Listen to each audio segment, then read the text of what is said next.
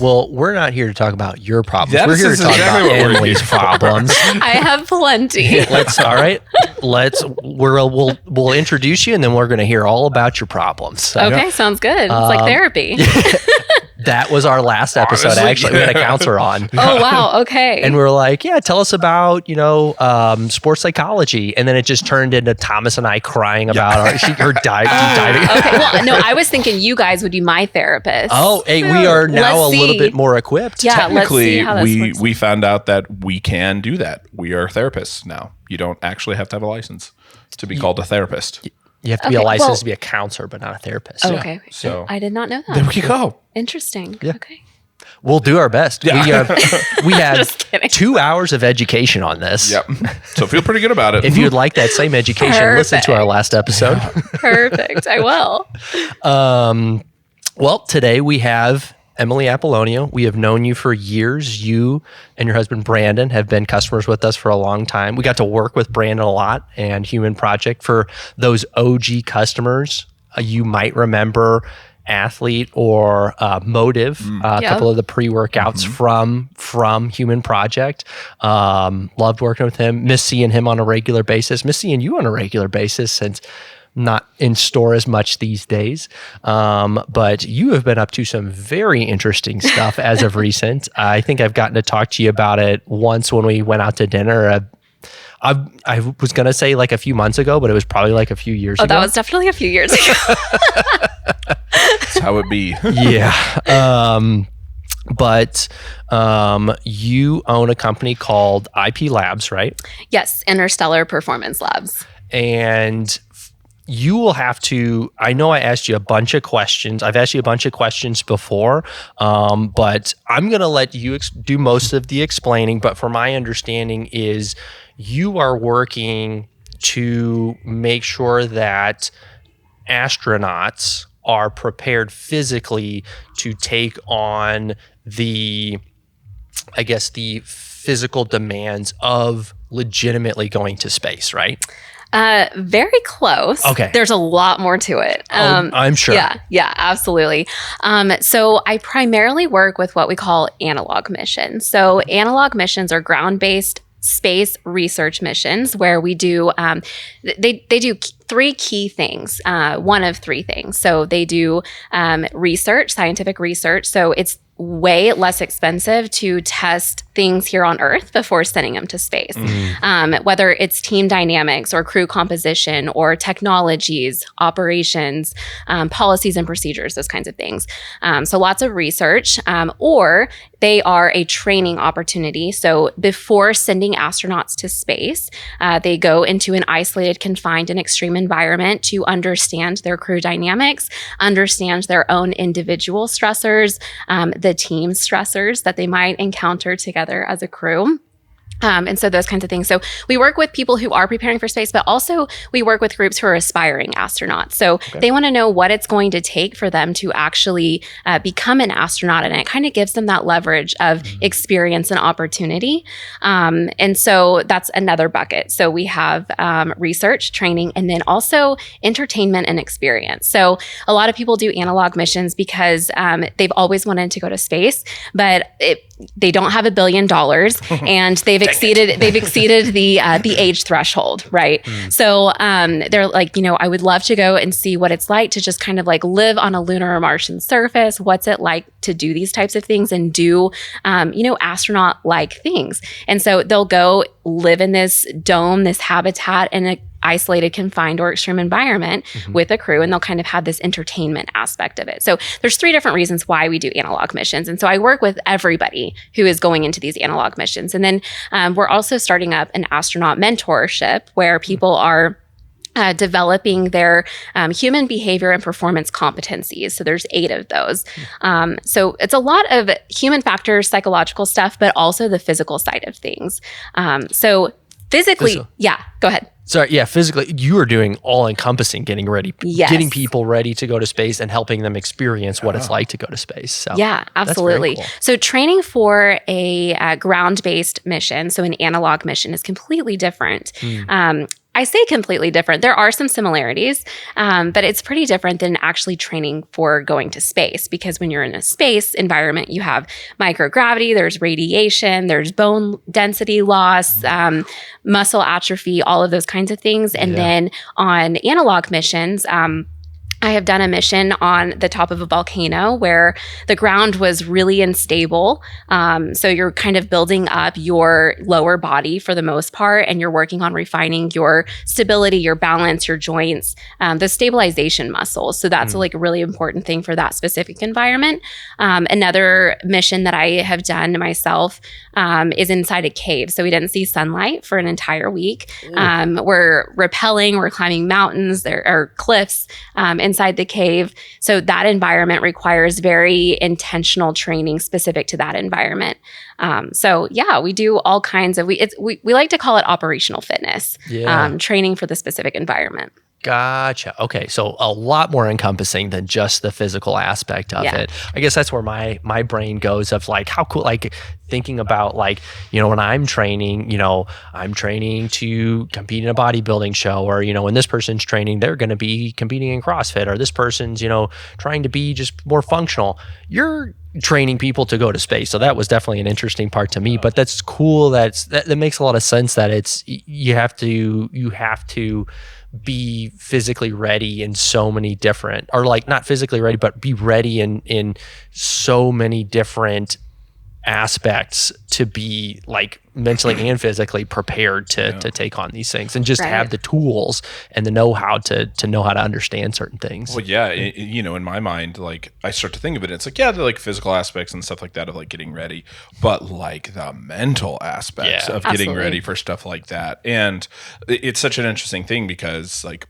I personally have no idea what I'm like in a extreme, like tight, don't have sunlight, confined space. I've never spent a removed week in a from cave. social media completely. Right. And then you throw in like, how am I going to react? And then it's like, oh, also there's 4 other of you people within this dynamic that like I'm gonna have to understand and kind of do, because that's crazy. I mean, it makes sense. You know what I mean? Like you don't understand that dynamic until you're in it. You know what I mean? Absolutely. And one of the things too is we are by nature inside the analog environments, we're trying to induce as many endorphins as possible, because there is kind of what I guess we could call like a point in the mission where it's like the Great Depression. And so fitness, physical exercise is one of the best ways that we can actually optimize that. And not everybody, believe it or not, being in the fitness world, not everybody has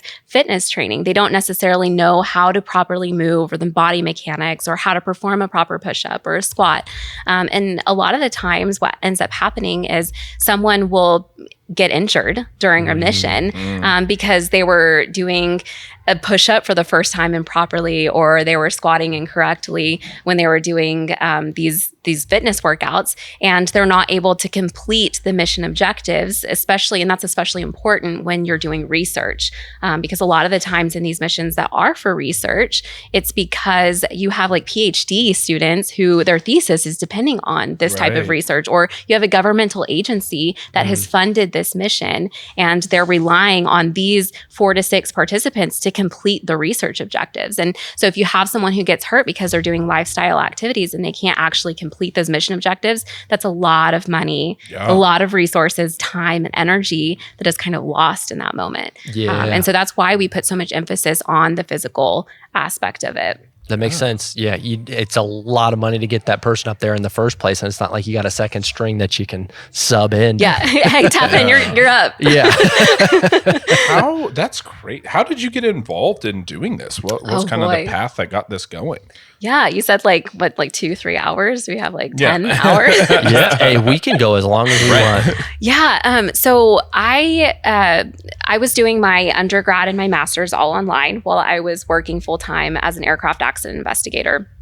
And it was about like December 2019. That was like when COVID was starting. And that's when I was graduating with my master's. And I had this deep craving to like want to go work in a research lab because I did everything online. I didn't get to meet a lot of my professors in person. I didn't have like, that real world college experience where, I get to have that interaction. So I was deeply craving that. And I had applied for PhD programs, but because I didn't have that research background, I didn't get those opportunities. And so when I graduated in 2019, I was planning on walking in my graduation for the first time. And obviously it got canceled because of COVID. And I had lined up meeting with professors and those types of things, which was really exciting. And unfortunately, because we didn't get to do that, I didn't get to meet them, but we did exchange emails. And there was one professor that I specifically clicked with. And I was like, I just want something more challenging. Like what? Because I was in the aviation world. Space was not even on my radar. Like Brandon actually, like I remember on our first date, he was like, yeah, I've always wanted to be an astronaut. I was like, okay, cool. I'm like, okay, whatever. Now look at you. I know, right? So one of the professor, he said, well, have you thought about, human factors in space? Because that's what my master's was in human factors in aerospace and systems engineering. Obviously aviation. And he was like, have you looked at human factors in space? And I was like, well, no, I haven't. And so he sent me this proposal and I was like, oh my gosh, this is so interesting. What could be more challenging than understanding the cognitive and psychological aspects of what changes and the anatomical changes that happen to our brain when we're on like a lunar or Martian surface. So I dug really deep into that and I just like went down this rabbit hole and I was like, I do not want to be an aircraft accident investigator my entire life. Like I am not fulfilled. Everything that I do, I only there's probably only like 20% of what I did that I enjoyed. So I was on like this self-seeking journey trying to figure out what my purpose was, as everybody was, I think, during COVID. Sure.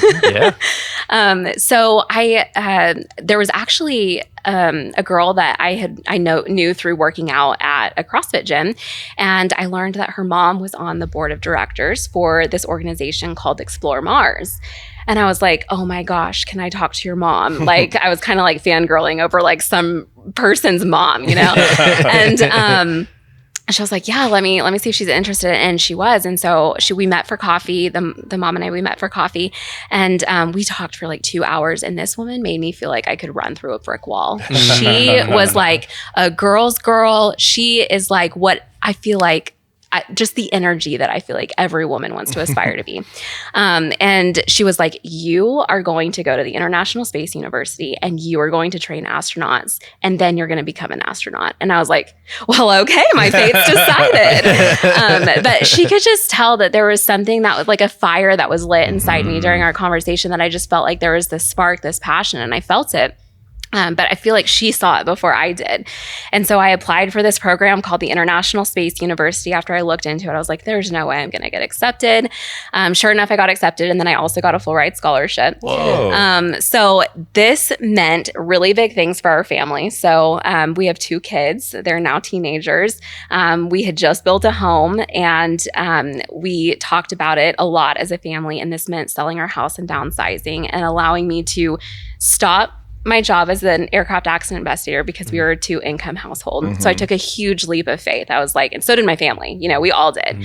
And sold the house, I quit my job and I went to France for 9 weeks to pursue this International Space University. And it was by far the best thing that I ever did. Good for you. So I'm so thankful to have had my husband's support with that. Yeah. Really quick. Yeah. Big shout out and big kudos to you for taking that leap, especially with a new house, with 2 kids.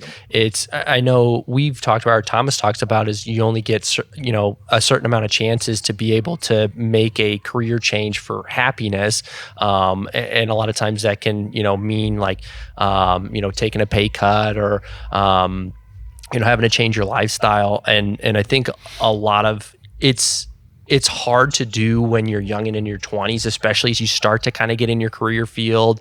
But like it's easier before you've got those bills and and other people relying on you. and other people relying on you. But exponentially harder when you have like, you know, the house. You know, I'm sure if you guys built the house, I'm sure it was like somewhat of like exactly what you wanted. Again, the kids that rely on you, you know, you guys have a certain amount of bills. It's I think very hard for humans to be able to say, I am going to change all of this and cut back on my quote unquote quality of life in all my you know personal things to be able to pursue a career that I enjoy a whole lot more. But and that's not something that I've ever done. I took my leap of faith when I wasn't making any money, so I didn't have any bills. So, but big kudos to you for doing that. Seriously. Because that is something I think that almost nobody would do. Yeah, so, thank you. I you know, that's something that I learned really early on in my life, and that's a whole different story, which I'm happy to get into later if you want. But I firmly believe that happiness doesn't come from the things that we have or how big our house is or anything like that. It's like who you're with and how you choose to spend that time. I mean, obviously, you know, you want to make sure that your kids are fed. You want to make sure that there's a roof over their head and they can enjoy the activities that they want to do. Right. You know, after talking about it, we realized that we could still make this work. And yeah, we did have to make some lifestyle changes. I mean, I was no longer getting pedicures every other week. You know, those kinds of, I know. I'm like just regular, no designs. So we did that. It was a change. It was an adjustment. But I think overall, like all of us kind of learned something through that. So back to your question, Thomas, about how I got into this. Yeah. So I went to the International Space University and I had met a friend there, you know, which by the way, this program, we had 39 people in our cohort. And people, there were 21 different countries from 21 different countries. So talk about an immersive cultural experience. Yeah. I had never been out of the country except for on a cruise to the Bahamas or Mexico. Right. And so I was so excited about this experience. And I learned so much about cultures and backgrounds and traditions. So even beyond just getting me to where I am today with my company, it was like an eye-opening world that I saw. Which was really, really cool. So during my time there, I heard about analog missions and I heard a lot about analog astronauts. And I was like, what the heck is this? Like astronauts pretending to be astronauts. I was like, what is happening? Which is actually a common misconception that we're in the process of trying to debunk this myth. But there was a girl there that I became really good friends with. And she was running an analog mission in a lava tube in Iceland. Lava tube is not a geologist, but a lava tube is essentially where the lava goes in and it creates this opening, and it's basically a cave. That's crazy. Yeah, so that sounds dangerous. Exactly. Okay. So let me continue. So she was doing this analog mission in Iceland. So she went back and forth between France and Iceland a couple of times, and it was 3 people that would go into a cave and they spent a few days inside this inflatable habitat. The idea of this mission was to simulate solar flares when you have a crew of astronauts on the moon. Because there is no atmosphere to shield from the radiation, one of the ideas is to go inside a lava tube to wait out the solar flares to reduce the exposure to radiation. And so that's essentially what they were testing in this environment, was the feasibility of this concept. And so she came back and, you know, me having experience in the aviation world where you have the federal aviation regulations and all of that kind of stuff, she came back to me and she was expressing, you know, there was issues and there were things that were happening and I'm not sure why these things are happening. Emily, like, tell me, like, what are your thoughts on this? Because of my human factors background as well. And I said, okay, well, what kind of training did you guys do? And she was like, well, we trained them on how to do the research experiments. And I was like, well, what other kind of training did you do? And she was like, I don't know what you're talking about. What do you mean? I was like, well, team cohesion, physical performance training, safety training, all of that kind of stuff. And she was like, oh, no, we didn't do anything like that. I was like, oh, okay, interesting. And then I said, well, what do the standards say? Like, what are the industry standards say? And she was like, what are you talking about? And I was like, they're the standards. Like, what are the standards for analog missions? Just assuming that analog missions had standards. Yeah. Right. And she was like, no, there's no standardization for this. And I said, okay. And there was like a light bulb that went off in my head. And I was like, okay, we have to change this. So anyways, 9 weeks, very fast paced. We're working till 2 a.m. We're up at 7 a.m. the next day, almost every single day. It's a very, very intense, comprehensive program where we have deadlines and team projects. And everybody has like this massive sense of purpose. So I get home from 9-10 weeks in France, and Brandon's going to work and the kids are back in school, and I had quit my job, and I was standing there and I was like, well, I guess I'll just like make coffee or something. I don't know what to do. And it's really weird because I refer to this concept as like the deorbiting effect. There's this phenomenon that happens when astronauts come back back from space. They just experienced the most incredible thing in the world. They just experienced seeing our Earth from a perspective that majority of our human species has not seen. Yeah. And a very small percentage. Right. Yes, exactly. And you have you're very much in a survival instinct when you're up there, or even just kind of doing these types of intense concepts. And they come back, and sometimes they express this experience of almost grief because they can't express in words what they have experienced, and only those that have experienced can understand it. Right. And they don't have the same sense of purpose anymore. It's very different. And so that's kind of what happened to me when I came back from the International Space University. Was I felt like, I was no longer editing a 200-page paper. I was no longer meeting with 5 other people on developing a spacesuit to sustain a lunar and Martian surface. It was just all of these things. And I was like, I don't know what my purpose is anymore. Right. And so over, a couple of months, I just dug really deep, and one thing led to another. And I learned about this conference called the Analog Astronaut Conference.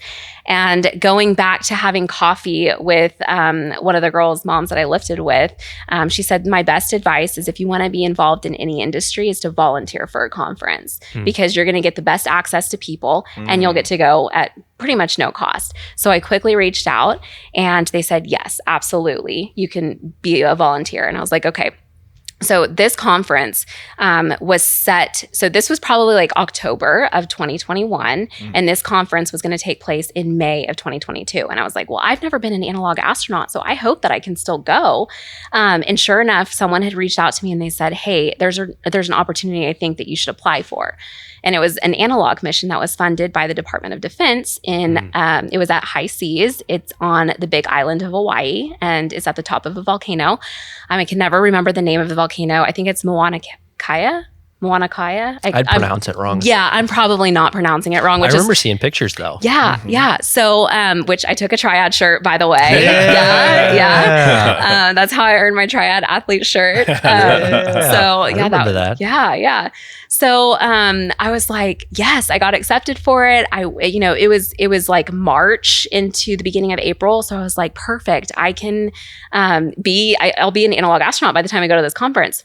But going backwards a little bit to January of 2022, before I actually went on my mission, I was like, awesome, I'm accepted. And I Googled how to become an analog astronaut or how to prepare for an analog mission. Literally nothing, obviously. Yeah. And falling on my experience of CrossFit, I kind of knew what to do physically, and that was pretty much it. So I did everything I could. I didn't meet anybody on my crew. There were 5 other people. I did not meet anybody else on my crew until we landed in Hawaii 3 days before we ingressed into a habitat for 30 days. Yeah. So that was a huge thing. And so during this time, I kept asking a lot of the people on my crew, and I was like, why are you here? What'd you do to prepare? And everyone was like, well, nothing. We ended up having an injury or two because of physical activity. There were some team things that happened, which were really interesting. A little bit of some crew conflict that happened. And in that moment, that's when I knew that my passion and my purpose was to create training programs consult for habitats like this, and then also to standardize the industry. And so since then, I started my company. Where we're doing human performance training and human factors consulting for the industry. And then I have also spearheaded the international guidelines and standards for space analogs, which we are now working on getting it ISO certified, which is the International Standards Organization. Nice. So yeah, that's kind of, I literally fell into it. Yeah, well, it makes sense though. Like you look at like all the things leading up to it of like why it would make sense that this is kind of where your thought process went, and it does make sense. But yeah, that's crazy, because hey, meet you at the airport. And it's like, you meet Kev here at the airport and you're like, nice guy, and then you're in a confined space with him for 30 days and you realize he's got stinky feet. Yeah, how do you deal with that? Call me out. What do? You know what I mean? Like, you're like, nice guy until the shoes come off. Well, you always pack some foot cream for someone who has the stinky feet. Extra socks. That's the key. Yeah. Yep. Well, that's the other thing too. So during my 30-day mission, we had access to a washer and dryer, but we really had to limit our resources. We could only use so much water per day. And we were only given so much water to use for the entire 30 days. There was a water receptacle. And so it would naturally be. Exactly. Yeah. And we were also working off of solar panels. And so being at such a high altitude, we had to preserve a lot of our electricity because sometimes the clouds would roll in and cover up our solar panels. So we did laundry once, and I took a total of 3 showers, but they were Navy showers from a bucket. Yeah. So yeah, it's just a different. I mean, I can be bougie, but I can also get, I can also get dirty. Rough it, right? Yeah, I can rough it for sure, for sure. No, that you're connecting the dots a lot too, because like you talked about, Brandon, how many other kids and even young adults or even elderly people would say like, I would have loved to be an astronaut. Like how many people have that as their big crazy goal of the thing that they want to do in life? How do you do that? And that's where I feel that you have really helped bridge that gap a lot, or your company has helped bridge that gap of like you said, create the experience, show them what it's like in the first place. And we were talking about this earlier today, is so many people get into their career fields and will go to school for 4, 8, however many years without ever understanding what it's truly like to work in that industry. Right. So giving some experience, I think that's huge. And then, how competitive, I guess that's actually a question of mine is I would assume that it would be pretty competitive to become an astronaut because they don't send a ton of people to space. So can it be? Yeah, absolutely. And right now, I mean, the most cost-effective way to become an astronaut is to get selected by NASA or ESA, which is the European Space Agency. That's the most cost-effective because you get selected and then you get paid to be an astronaut. Otherwise, you're waiting to win the lottery, either the lottery to be selected to go to space by, some billionaire who's funding a space mission, or quite actually winning the lottery to pay for your own. Yeah, exactly. I don't know. I watched Armageddon not that long ago, and the whole argument there was that it was easier to teach drillers to become astronauts than it was to teach astronauts to become drillers. So that is actually true, I think. I think Armageddon's onto something with that, which is why they're, one of the benefits of commercializing the space industry is, a lot of people are, looking at living and working in space in the future and building, space stations. That's almost like an entertainment base where you can go take your family and live in space for a little bit. Right. But you're going to need chefs, you're going to need plumbers, you're going to need electricians, you're going to need these people. Right. And so it's almost easier to take those electricians and say, hey, this is how you become an astronaut. But what's really interesting is that's something that really hasn't quite been figured out yet, is how they're going to standardize that. And so Interstellar Performance Labs is really looking forward to being a part of the evolution of that and being a part of the conversation. Well, and you think about it too, because this is just one of those things that makes sense of just never thought about it, is when they're like, hey, we have this idea of what we would do on the moon. It's like, okay, well, you don't go to the damn moon to test it. You know what I mean? Before you get there, you have all these theories of what would work. And it's like, well, we have to recreate that here. We have to you're talking about the lava tubes and using that to protect against radiation. It's like, exactly. Exactly. You can't just like throw it into it. You know what I mean? You gotta actually find the opportunity here where you can do those kind of tests to see like if that stuff actually is like feasible. So I was reading what's the book called? It's by the guy who wrote The Martian. But anyway, he's like Andy Weir? Yeah. No. Was it? Yeah, it is. It is Andy Weir. Okay, what's his newest one called? I can't think of what it's called right now. It's a great book. But I really like reading his books because he has that like very sciencey background and then puts it into the book. But he like talks a lot about like there's a point where essentially he's on this like ship that's, going out into space, and his like gravity thing breaks because it's like a rotation thing and it gets like knocked off kilter or whatever. So, but it's like he has this whole lab and it's like it's all useless because like you can't use this in zero gravity or like whatever, like there's a bunch of things that like have to be tested and used in a way that like they're going to work under like different circumstances, and you can't like go throw something into orbit and knock it off to do, you know what I mean? Like you have to find, that's obviously like a really extreme example, but like you have to find ways to test these things down here. So it makes sense. It's just like a thought that I've never occurred to me of like, yeah, you would have to find ways to recreate those kind of things as much as you can. Yeah, absolutely. I mean, even drinking things in space. I mean, drinking liquids in space. Liquids function very differently in microgravity. And so I've seen crazy videos. It's like acts really weird, but it just bubbles up. Yeah. And it wild. Sticks to everything. There's a really interesting story. You'll have to YouTube this video, but there was an Italian astronaut, Luca, I believe. But he was the first and only one who almost drowned in space. And so what happened was they were going out on a spacewalk, and his helmet started filling up with water. And preparing for a spacewalk, it's like your whole morning. Like you have booked out like your whole schedule for this.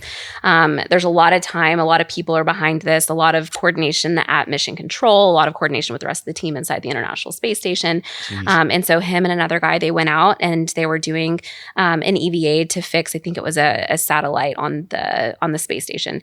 And he saw like this liquid bubble come up to his face. And he was like, this is interesting. So basically what happened is there is this water membrane, this suit that you put on underneath your space suit to keep the body cool. And so water just basically flows through the water membrane to keep you cool. And it turned out that there was a leak in the back of his water membrane. And so the liquid started bubbling up and it started sticking to his face to where he could not, it was sticking to like his eyes and his nose and everything. And you can't just go back into the airlock and pop off the helmet. So they had to go through the whole depressurization and everything, but it'll keep you on the edge of your seat if you go watch that YouTube. That's terrifying. Crazy. Yeah. The book's called Project Hail Mary. I just looked it up. Yes. Great book. Okay. Great That's book. right. But yeah, back to everything that you have to prepare for. Yeah, it's like not just physical and like all the different elements. I'm thinking like, talking about like, having to deal with no gravity. It's like we were here in Oklahoma dealing with like pretty high winds on last Friday. Today we're dealing with high winds too, but it's like it gets a little windy and like everything goes to shit here. Yeah. It's like roofs are coming off, semis are tipping over on the highways. And it's like now introduce like the elements of a different planet. And it's like, there's so much to prepare for. So it's like the weather just gets a little weird here and like everything goes like gets thrown off. So yeah, exactly. But yeah, that's it's crazy. Yeah. This is good. Well, yeah, because and I was listening to something on a podcast this morning. It's like a little news update thing. There's like those two astronauts that have been on the International Space Station for like 8 or 9 months. Sonny and Butch. Yeah. And like they were supposed to be up there for 8 days and they've been up there for 9 months. What? Yeah. And so, you didn't hear about this? No. Oh my gosh. You're not listening to the astronaut news daily? What's wrong with you, dude? The joke is like with everything that was going on with Boeing, it was like thanks to Boeing, space has now set a record of the most humans in space, and it only happened because Boeing was screwing us. It was like whatever they were supposed to come back on, they were like, this is not safe enough. And Boeing was like, yes, it is. And NASA was like, no. It's not. And so, yeah. But one of the things that you just reminded me of that too, talking about like water and how it acts weird, was one of the people that was up there, I think it was the female that's up there, right? Sunny, yeah. Was like, they were saying like, oh, it looks like, do they have enough food? It looks like she's lost weight. And she's like, I weigh the same as when I left, but bodily fluids, yes. Think about like if you're, whatever you wouldn't like your ankles swell and stuff from like your liquid draining to your ankles and stuff. Well, you don't have that in zero gravity. And so it's like stuff like your actual like fluid within your body is like there's no gravity for the fluid in your body. Right. Oh, well, obviously very right. minimal, But it's like, but like, that's a crazy thing. And she's like, no, like it just like sometimes you look a little different because, it's in a different thing. So like in space, like your fluid, I'm butchering what all of this is, but that's essentially what you're spot on. Yeah. And it's like, I've never thought of that before, but it's like, that is wild. Yeah, everybody reacts differently. Sometimes you'll notice that it looks like they might have gained weight because their face looks a lot larger than normal because it's swollen. All the fluid has kind of gone to the head, which is more typical. But being there for so long, sometimes things just begin to shift into different places. And so like even like digestion could change. Absolutely. Because like your digestion is probably like accounting naturally for gravity. So you put someone in space for 9 months where there's no gravity. It's like, I feel like it's got to have at least a little bit of an effect. Yeah. Well, you can't drink carbonation in space. They learned that the hard way. What? Yeah. So basically, I'm not a doctor. So any doctor who's listening to this, they're going to be like, what are you talking about? So basically like, the gases inside your body and the liquids separate, and the gases float to the top of the stomach and then liquids go down, right? Right. Okay. Well, in space, you don't have that. So it's just space. It's just gas and water all over the place, gas and liquid. So as soon as you drink a liquid, when you burp, you just regurgitate every time. It just comes right back up. Right. That makes sense. So yeah, carbonation. Like the liquid down. Yeah. Interesting. Yeah. Wow.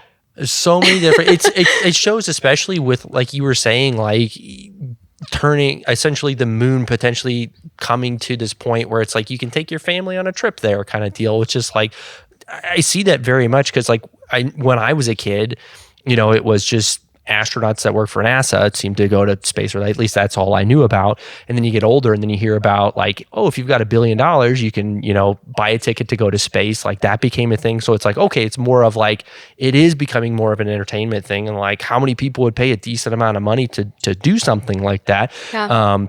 And eventually, obviously, like anything as it develops, you'd assume the cost would come down.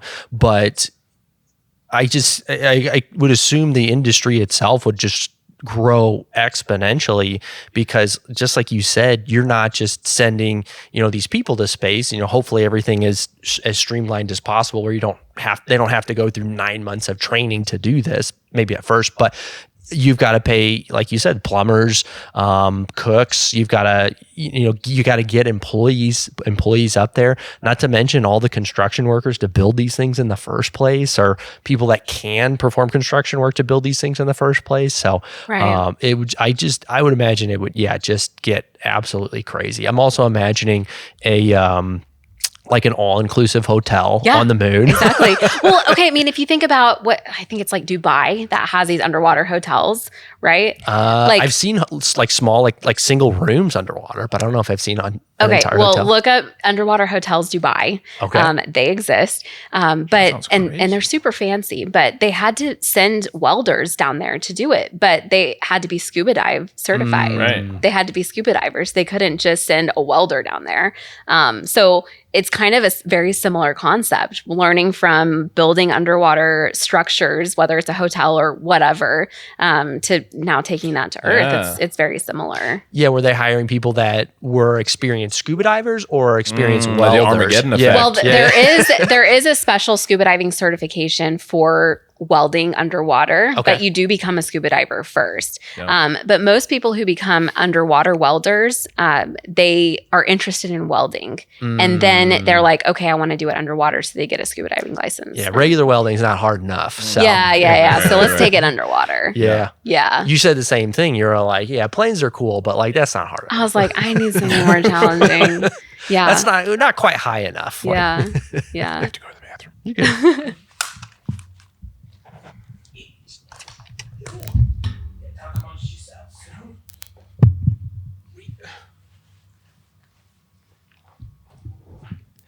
Quick intermission for Thomas.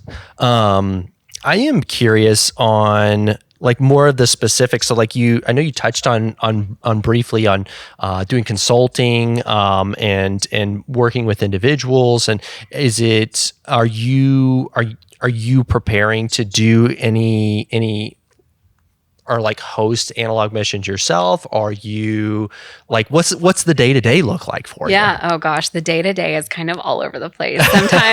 Sometimes it's meetings. Sometimes I'm training. Sometimes I'm going through training myself. It really just depends, but so much of it is virtual because we are working with people all over the world. Juggling time zones is a huge part of it. But we are looking to do our own analog missions. But right now, we're actually working on a really big project. And so I'm waiting for this project to come to an end before I really touch down on any more projects because it's been taking up so much of my time in the best way possible. It's keeping me busy for sure. Which this project is anticipated to come to an end in October of this year. So are you allowed to tell us what the project is? I am. Should I wait for Thomas or I guess we could just wait for Thomas. Okay. We'll build a little anticipation. Okay. Yeah. Let's wait for Thomas. Or tell me and then just don't say anything to him. Yeah. I'm just kidding. Okay. Well, let's wait. We'll build up the anticipation.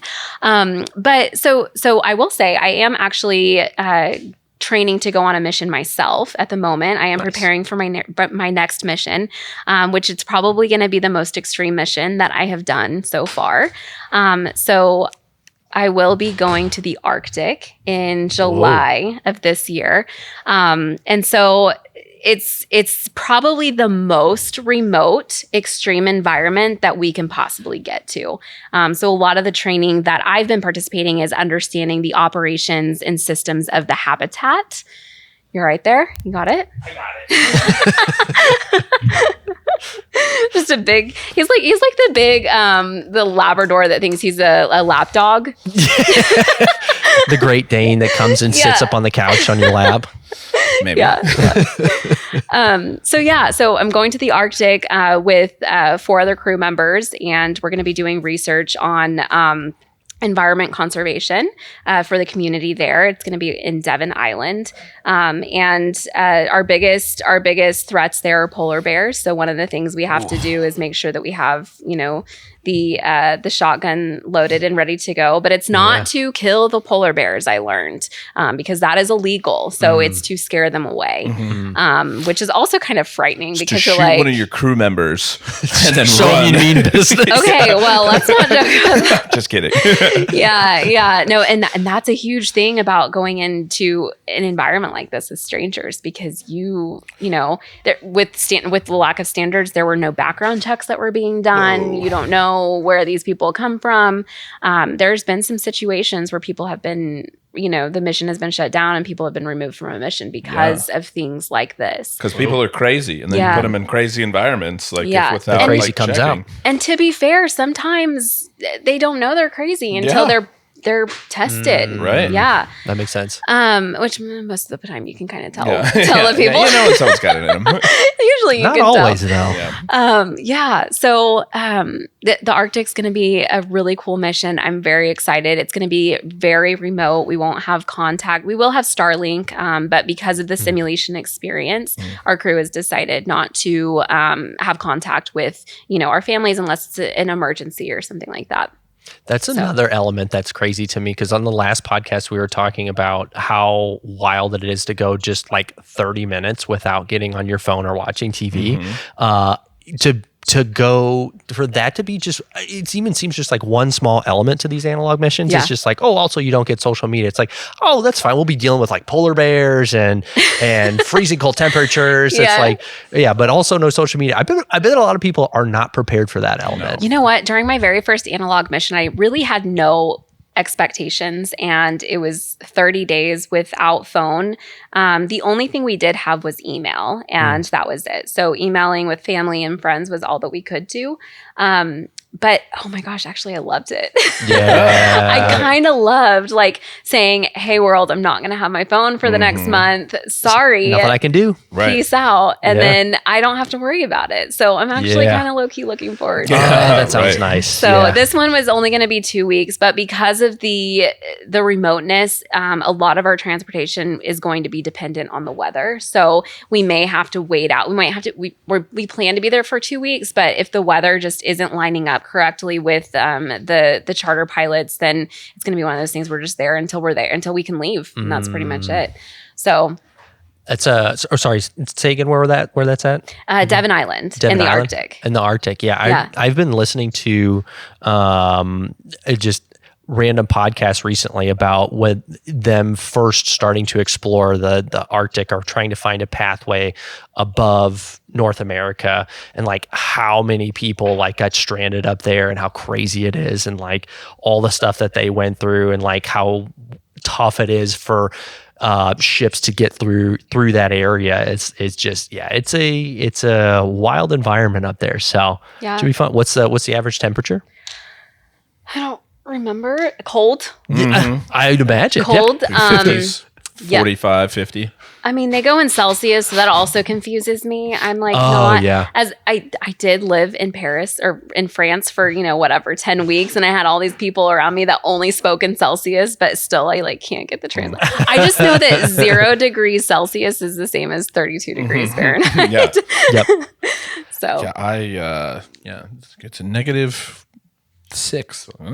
Yeah, I remember I think it is like about -5 or something like that. -5 to -10 is like average. Celsius. Celsius Fahrenheit. Code.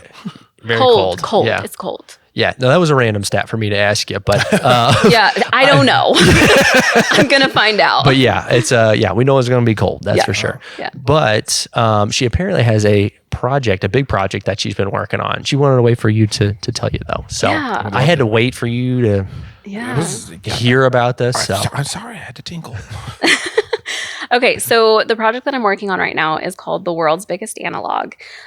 This is a concept that came up during the Analog Astronaut Conference. I've been a part of this conference that I referred to earlier every single year since then. And now we're going on our fourth year in person this year. So, nice. But this was a concept that came up, what could we do to really simulate communities on a lunar or Martian surface? And it was like, well, we need to have all the habitats talk to each other. So just kind of some background.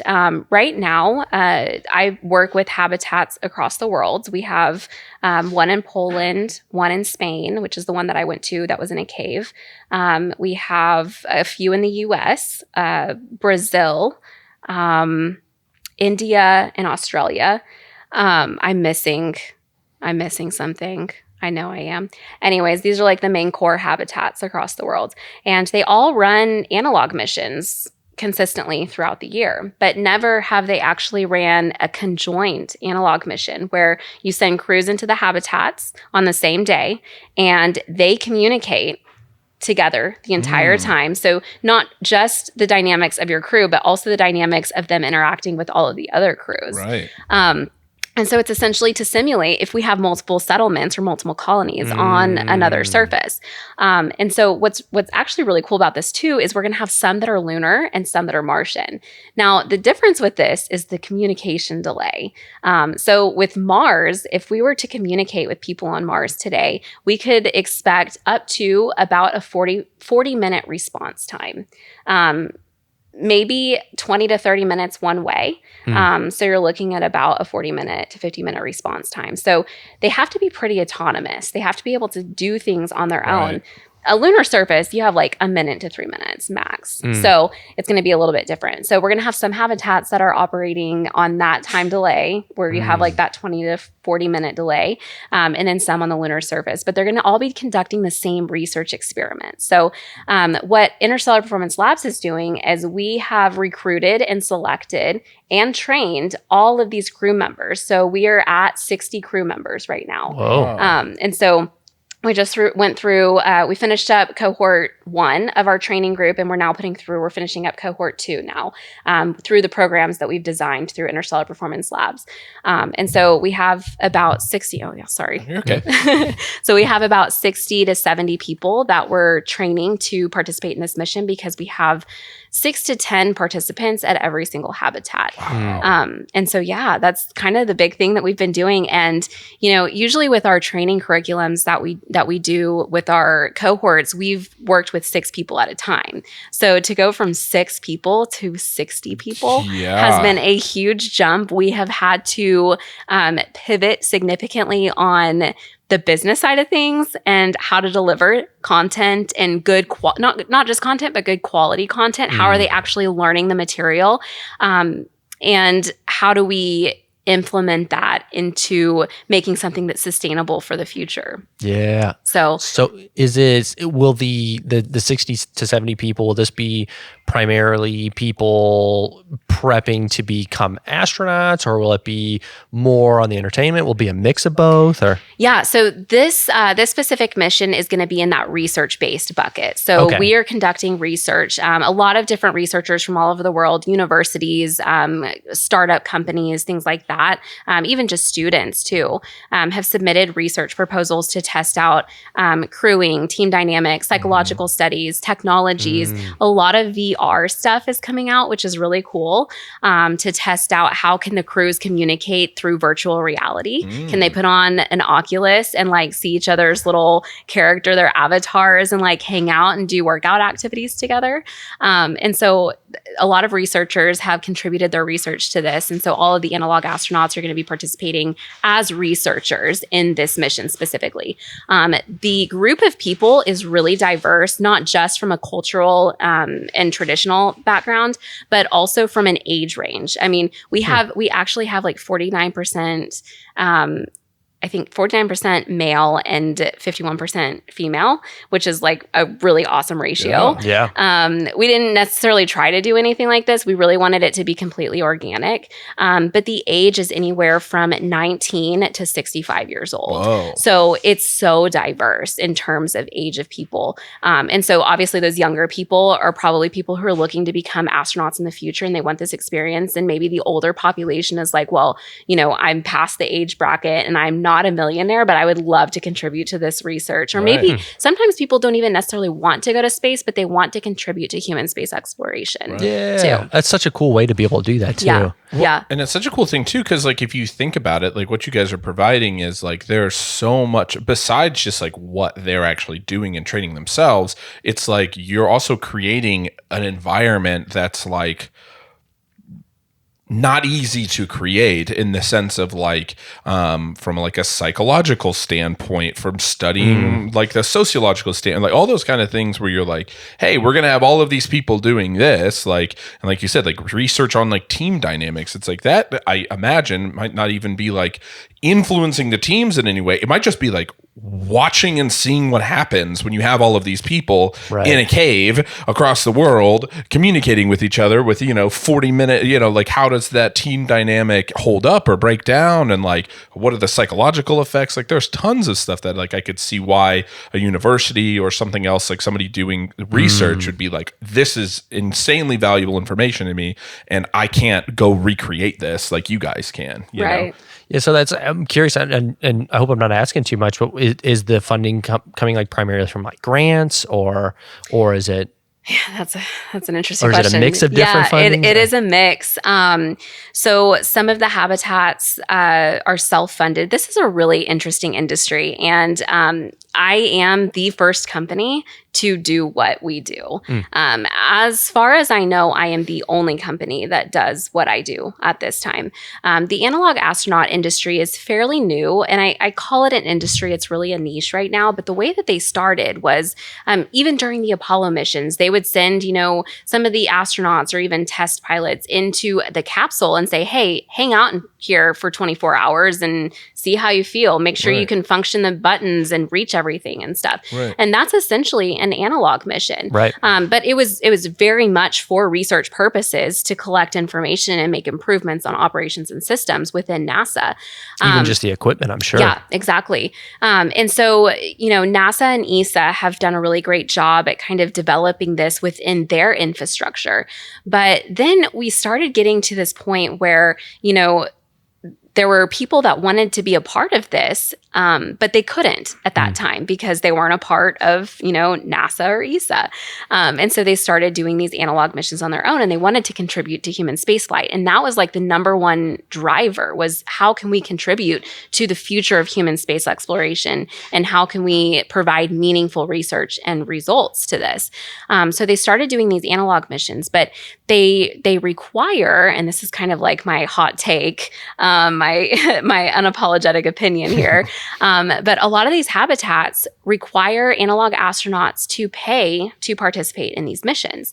And people do pay to participate in these missions. They will pay anywhere from $1,000 to $5,000 to go hang out in an isolated habitat with strangers and be lab rats or conduct research for the benefit of universities or startup companies, which in my mind doesn't feel right, And I think that this industry has really not really figured out how to create the market in a sustainable way, especially since it's on a global scale. They all have their own different opinions and structures of how they do their business models. Some are nonprofits, some are for-profits. It's just really unique to the habitats themselves. It's so new, there's not a standard for it necessarily. Exactly. Yeah. And that's kind of why we started doing what we're doing.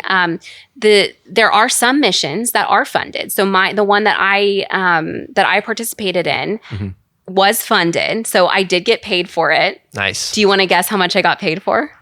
I'm gonna tell you. $500 million. Absolutely. Yeah. $750. Hey, for a month's worth of work. For a month's worth of work. But this in the industry is like, oh my gosh, how did you get that? Really? Yeah. Yeah. And so minimum wage on that volcano is not very good. No, it's not. But we contributed to research for this. Right. And, a lot of people are paying to do these experiences. And so we're at a point where we're trying to pivot the market a little bit. And it's taking a lot of effort on from a lot of different perspectives and people in the industry to kind of figure that out. So when you ask, like, how is this funded? Some of it's grants, some of it's self-funded by individuals, some of the analog astronauts. Obviously, our training, it costs to provide our training.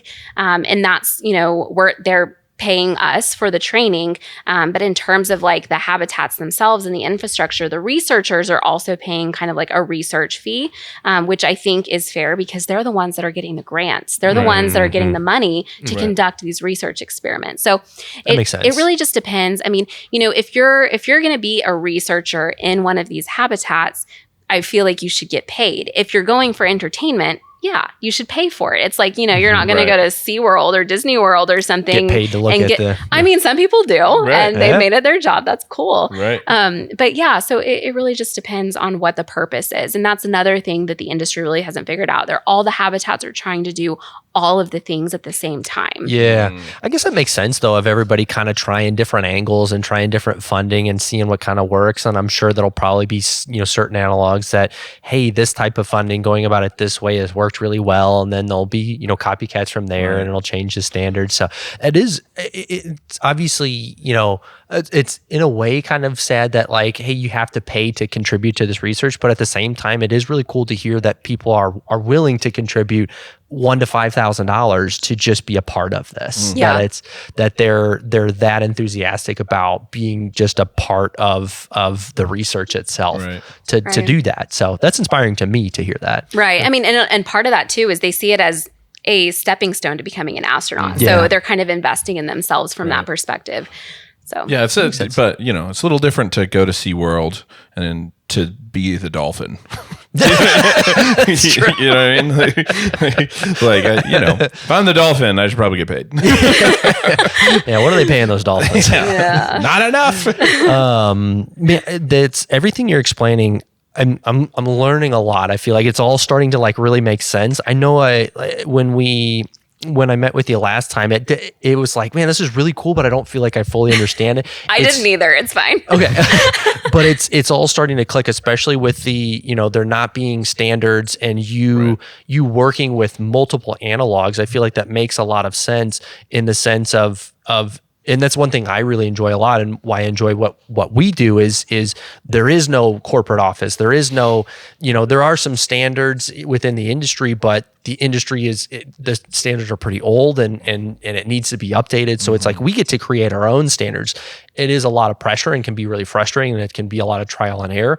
But we figure out, the best way for us to operate. And I feel like that's a really cool position to be in, it makes a lot of sense that, again, you work with these analogs and are working in the long term to try and set more standards of the sense of we are doing some trial and error when it comes to, what's important, what's not important, what are certain things that we really need to emphasize, what are some, we learned that this was a big issue that we didn't really realize. Let's add that in, that you're getting to see the trial and error firsthand and also work with setting the standards for the future. So yeah, it's bittersweet. Because we do get to see the trial and error firsthand.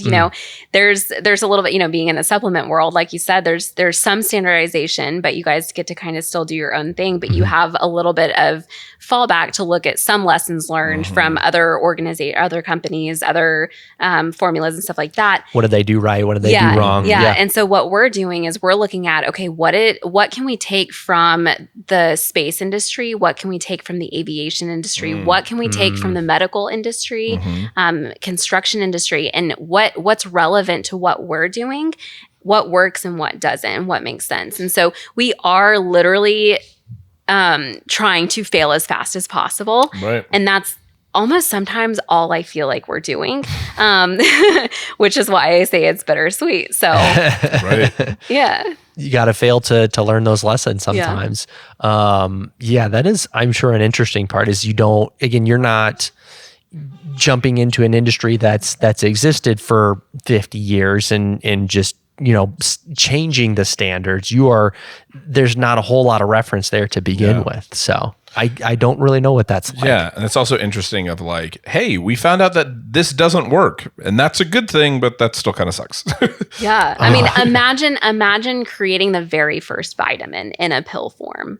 Like that, I mean, that's kind of what I don't know. I can imagine from a supplement perspective, maybe that's what it's like. I feel like that's a really good metaphor for that too, because it's like, we know pill, if we want to make, include these ingredients, this amount, fits within a capsule. People can take capsules, but like, what was the first person to be like, we want to introduce vitamin D. Like, how do we go convince Thomas here, who's never taken, never heard of a vitamin, and convince him that he needs to take this little pill, and he's like, it's not being prescribed by a doctor. What? I'm even thinking like, how do you decide to put it in a pill form in the first place? Yeah, like exactly. I guess you could go off the medical industry and for that. But what do you put in it? Yeah, exactly. Yeah, it's what's the right dose? That's I mean, getting OD on vitamin D, I don't know. Yeah. Do we just say, it's for sure. We're able to turn vitamin D into this white powder. Can I just dump this in your mouth? That is tough because there is like, when you don't have guidelines, like you have to obviously pull from like other things, but still that doesn't always translate, I'm sure. Right. That's crazy. Well, and in a lot of what we do, I mean, so like in our curriculum, we have a certification program, and we have 4 pillars within that program, and it's the physical readiness, mental readiness, team dynamics, and human factors and safety. And so obviously we can take from a lot of different industries and put what's relevant into those buckets. A lot like, leadership and team cohesion and communication and stuff like that. Ultimately, the way that I kind of describe it is like, our program really helps develop like just a good human being. And maybe I'm biased, I'm trying to toot my own horn here or something, but it really is, because when you go to space or when you go into these isolated, confined environments, like you really want to show up as your best self, and no human is going to be perfect. It doesn't mean that when we provide conflict resolution training and conflict management, that there's no conflicts that are going to happen. It's just like, we're going to create the most opportune way to diffuse that argument or that conflict so that it doesn't escalate to something that's like catastrophic or something. Right. And so we're really teaching people how to just be good human beings, like physically, mentally, and for other people, you know? Yeah. Emotional intelligence is a huge part of that as Yeah. well. Yeah. That's I feel like that would be, and obviously you can speak on this, but I feel like that would like feel like it'd be type 2 fun. Doing an analog. Are you familiar with type 2 fun? Yeah, but I really want to hear your definition of that. My definition comes from hearing it from just a couple other people, but where type 1 fun is fun in the moment, type 2 fun is fun afterwards, and type 3 fun is where you die. But okay, yes, absolutely. It's funny because I tell people sometimes that I really enjoy those moments where I'm like, oh my God, I'm going to die. And then you get out and you're like, oh my God, I didn't die. Yeah. And you look upon it fondly, but I feel like, I don't know, I feel like I've really started to appreciate that kind of thing as I've gotten older. And it's like, it makes sense why some people will pay to do this, because it's, I mean, it's, we use this example a lot, but it's like why we paid to go to Utah and climb a mountain for Thomas's bachelor party. It's, that was definitely type 2 fun for at least me. But yeah, I've definitely gained an appreciation for, you know, putting yourself kind of in a stressful environment and having to accomplish certain things and be able to get through to the other side. Is when I do things like that, those are some of the closest friendships I have. Mm-hmm. So. Absolutely. Yeah. And that's one of the reasons why analog missions are so great for training for space, because you put groups of people inside these really tough moments. I mean, I like to call it trauma bonding. I don't know. Yeah, for real. But you put them in these environments and they get so close. I mean, they either get really, really close or they like explode. But most of the time they get really close doing hard things together. Yeah. And you don't even have to know them very well at the beginning. You just know that once you accomplish something together that was hard and enduring, you get through it together and then you're bonded for life. It reminds me so much like when we talked to Cody a couple episodes ago about he was on submarines and he like talks about like, you know, these guys you're with on a submarine. He's like, they know every deep, dark, everything that I've ever, my whole life. Cause it's like, you know, because they were submerged like 90 something days. Yeah, that's crazy. And he's like, yeah, you just talk, you know what I mean? What else are you going to do? And so it's like, you're going through something tough, but yeah, I mean, like even like climbing the mountain, it's like, doing any of those kind of things, like you all know, like we all know, I guess, is like going through something difficult, whether it's, you know, I'm sure your 9 weeks of school, I'm sure the bonds you made with people during that like stressful environment and accomplishing that together is like, those are like some of the strongest bonds you can have. It's like for sure being in the trenches together is like one of those things that it's there's just something different. Oh, for sure. Yeah. Those are some of the strongest friendships I have. We actually made a Google map called the Couch Surf. And so I have 21 countries that I could go live on a couch anytime I want. It's amazing. Yeah. That's awesome. Well, it's funny because, you know, this is part of kind of the conversation that you both brought up, but it just reminded me of it. But when you talk about like, am I going to die? Like, and then, I didn't die, you know, but it is so unique. Like, I feel like for these like analog, like it's so hard, I feel like, to create some of those moments sometimes. And so I use the example of the first time I climbed that mountain that Kevin was talking about with our buddy Vincent. It was just him and I. And when him and I did it, there was 11 feet of snow on the mountain. And you get to this like last quarter mile. So you do about 4,000 feet of elevation gain. And in the last quarter mile, the last like 3/4 of a mile, you do almost 900 feet of elevation gain in the last like less than 1 mile. So it is just like you're not fully like rock climbing, but you're face climbing a decent amount of this.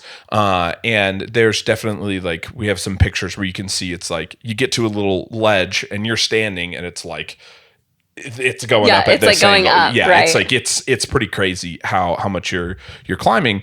And I use this because this is like the only experience in my life that I truly had like a moment like this. But it was getting warmer. It was actually a decently warm day in Salt Lake, and it was like May that we were there, but there was still a bunch of snow on the mountain. But it was like the first couple of days of it starting to get warm, and it was like down, like in the actual city, it was probably like 70. Up on the mountain, up like towards the top, it's about like 55 to like 65, probably depending upon where you're at. Fun fact, snow starts to melt during that. But there was plenty of like trudging up and then trudging back down was insanely difficult.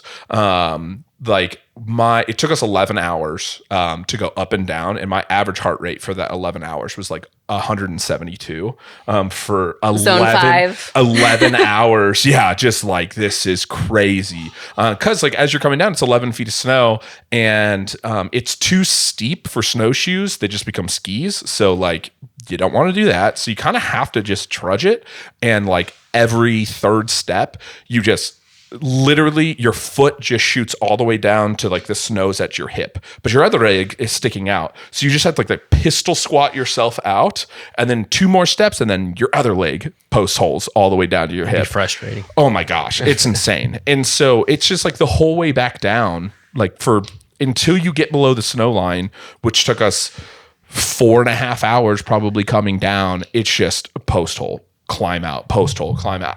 Probably 200 times, if not more. Anyway, when we're on this like face climbing portion, it's gotten pretty warm, and you're like, we get all the way up and everything's fine, and we're up on this, essentially this like giant mound of snow that like you hope just doesn't give way.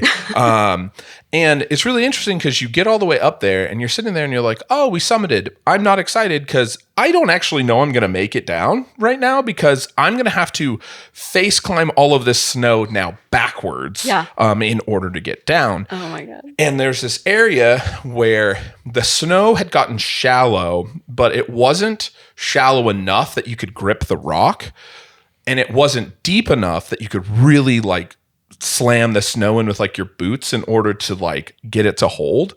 And the only path where you had enough snow was you had to kind of jet out over to the side. And when you went over to this side, it wasn't like a straight cliff off, but it was like a nice little fun slide you would have done and then gone off. Like, it would have been like a woo, oh no, kind of thing. You'd have had like 15 seconds of sliding, and then it's like 2,000 feet. Oh my gosh. They're never finding me, kind of thing. But as we're like coming back down, you're again face climbing backwards down this like cliffside, essentially, that is now hanging over where like if the snow gives way, I'm to see you guys later. And on the way back down, it had gotten warm enough that the snow was not holding very well. And Vincent went first, and he caught down. And then you get to this point where you're like kind of really at the edge, and then you go left, and that's what kind of gets you back into if it gave way, you just slide and you'd be fine. Well, at the point of that, where that meets, on my way down, I get to that last spot, and my right foot, the entire like block of snow that was holding me just gives, right? And I remember sitting there like, well, that was close. And then I just climbed left, right? Oh my God. And you're like, it's a super interesting thing because like, I say all this because I've never been in a moment in my life ever like that. And it's like, oh, I could totally understand why people just freeze and like don't move. And I also understand how some people are like, oh, just one foot after the other. Like, didn't die, so just got to keep going. You know what I mean? Like, I don't want to hang out here.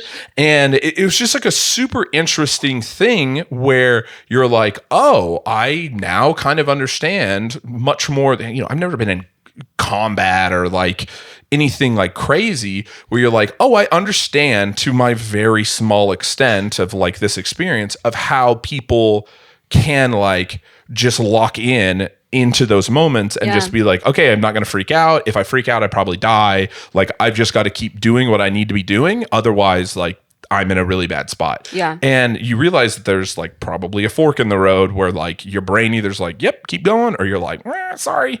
And I say all this again because like I've never lived through anything like that. And I had like half a second of it, like seeing that, and you're like, oh, okay, I guess I have more of that. Like I could just keep going if I needed to thing.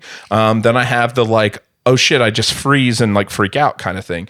And I feel like that applies a lot to this in the sense of like you have to create those. I could have hoped that I would act one way, and then you get into it and you're like, nope, that's just not how it goes for you. That like fight or flight, like kind of thing where it's, I'm sure people who are in the military or different things, they get put in different scenarios. They've been training and hoping their whole life that they're naturally just going to react this way, and then they don't. And you're like, oh, well, what do I do now? You know what I mean? Like, I guess I got to figure something else out, or I don't know how you change. I'm sure there's ways to change that or like get more comfortable in that experience. But it's like, I say again, it's just like, it's a very interesting thing because I feel like that's something that's super valuable when you're wanting to be an astronaut or just doing like analog astronaut stuff where it's like, I don't know how I'm going to react in this kind of thing under danger or under this kind of stress or in this kind of confinement. And like, you don't know till you know. Yeah. That kind of reminds me. So growing up, my mom was a nurse and I was like so against needles. Like I did not want to be anywhere near them. I didn't want I even am like grossed out by people talking about teeth for some reason. But I just like get so grossed out by like all of like weird medical things. And, which is weird because now in the situation or in doing what I'm doing now, there are moments where I have to just respond. I don't have time to react. There is a time to react, but you have to be able to separate that in terms of crisis. And when I became an aircraft accident investigator, I didn't really think anything of it until I got the call and it was my very first fatality. And I was like, well, shit, how am I going to handle this? They were like, you have to call the family. You have to, we show up at the scene where the boots on the ground, we arrive on site with, the NTSB and medical examiners and FAA, not all the time, but sometimes. And I drive up. It was in the middle of a wide open field. It was on someone's private property. And there was a small little house in the middle of nowhere. And there were cars all around. And I remember I got there and I sat in my car and I was like, I don't know what's going to happen. Right. Like I didn't feel, I just felt like unsure of how I was going to respond to this and what I was going to see. So I got out of my car and I this is graphic. I don't know if I can talk about this. Go for it. Okay. So there were people in hazmat suits picking up body parts and putting them in buckets. And I remember talking to a family member of the pilot. And it was crazy how well my brain was able to just work and respond. Like it's like my brain took over. Like I was just able to kind of do what I need to do, get the job done in an empathetic way, obviously. Right. But I went home later and I kind of just like had to process what had just happened because like you said, I've never been a part of like combat or anything like that. And that was, a far cry away from my mom, like wanting to draw blood on someone, like, so I was like, man, and it always was that way. Right. Every time I got a fatality. And, there's been situations and missions where there's been, a medical emergency or something like that. And I've been able to kind of revert back to that mindset of like, okay, like we just need to respond. We cannot react right now. Right. There's no time for it. It is funny how you can kind of flip a switch. This is going to be quite a bit different, but when we were doing build out for Yukon, we set a record for how quickly we got it open from the time we got the keys to the doors, which it had concrete floors and white walls. We turned it into an open triad in what was it, 2 weeks and a day? Yeah, I think it was 15 days. 15 days, yeah. So floors, 15 days. floors, shelves, products, lights, screws, so many screws. Fully functioning triad, open, taking customers 15 days. Boots getting thrown at Kevin's head, maybe from Thomas. Good times. But this period of time, I remember this was prior to us having Riley, and it was Alyssa and I just pulling crazy days, and Thomas as well. Obviously, a lot of our employees pulling crazy days. Alyssa and I spent a lot of time together in that period of time, and more than normal, and it was such a high stress of get everything done as fast as possible because like every single day is like we're spending money on this space, but not bringing income in from it not being open. and I remember having a conversation towards the end of this with her of like, this has been like really, really high stress, but I feel like you and we have like snapped at each other just like constantly through this, this is going to sound really bad at first, but we've been extremely rude to each other this entire time. But I feel like neither of us have been affected by it at all. It's like, you can like tell me I'm a dumb piece of shit, and I'm like, yeah, okay, like let's do the next thing. So, and it was like, and I remember telling her that I'm like, I feel like I'm like unaffected by you being mean to me right now at the time. She's like, well, good. Let me tell you. Yeah, it's hindsight. I shouldn't have said this because we got past this phase and the store opened and life settled down. And I remember Alyssa, we were getting frustrated at each other for something, and she's like, I just wish you could be like the Kevin that you were when we were opening the Yukon store.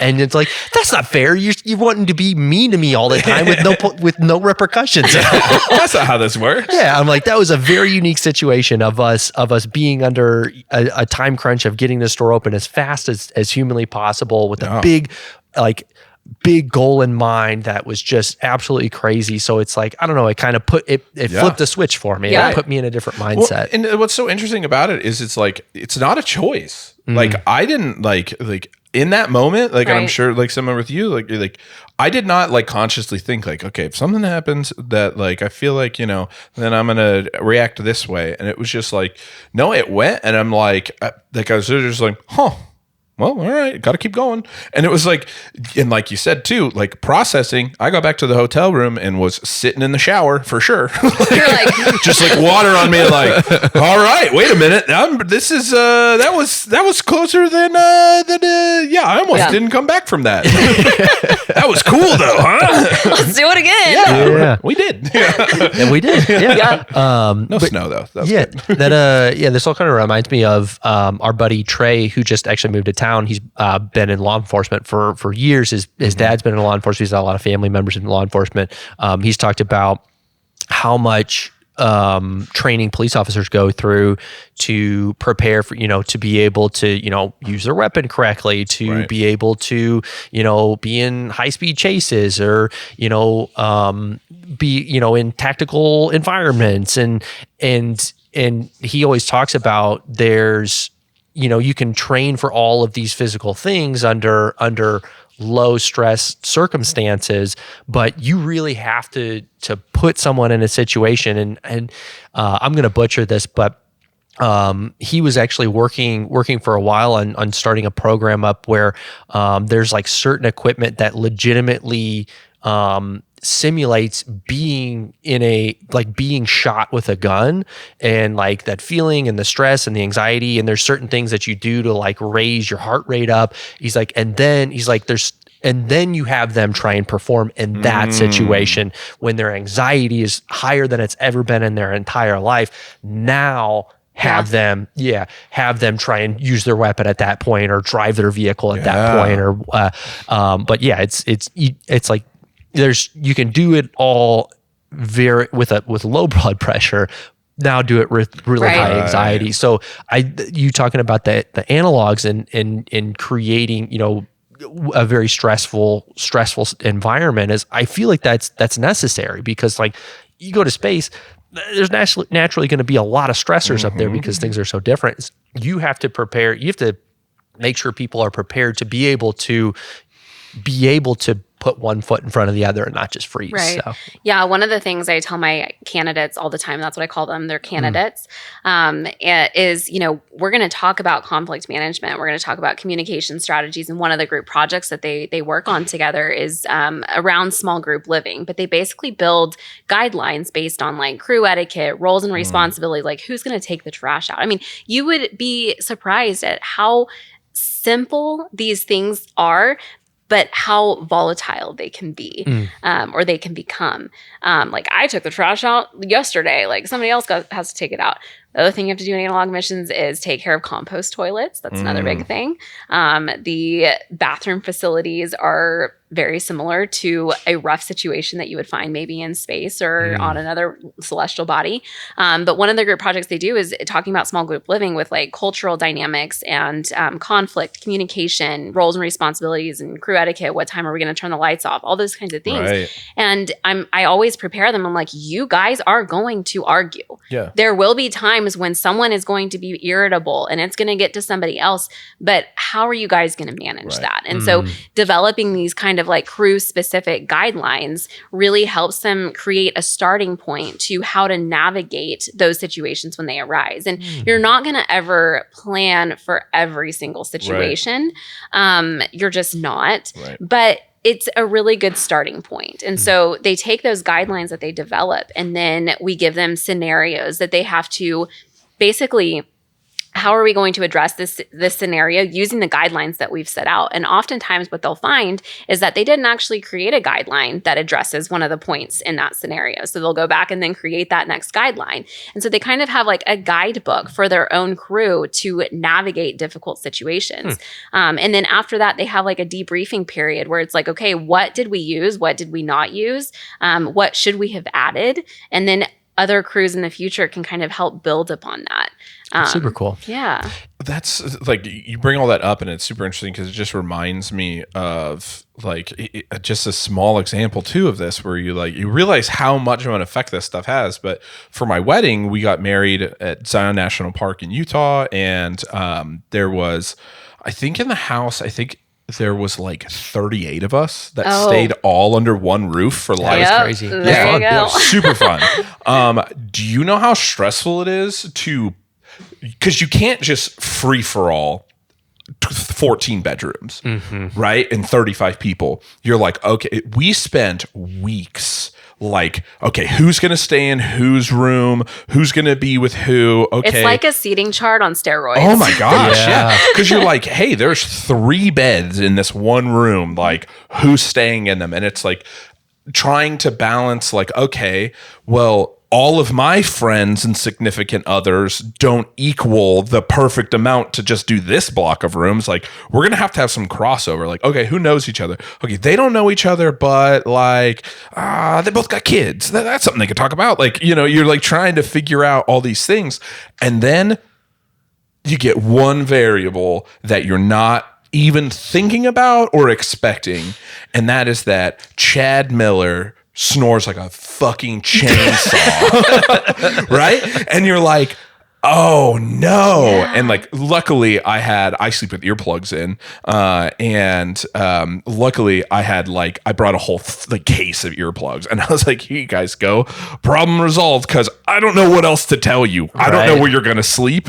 And it's like, they got recorded, and it is like and it's like, holy yeah, no, that's tough, man. Sorry, didn't think about that. Luckily we put them in a 2-bedroom and not like the one that's got like 5, you know what I mean, where you're like messing everybody's leaving. But yeah, it's those like small dynamics, and you're like, and luckily everybody got along really well and everybody bonded and we all had like a great time.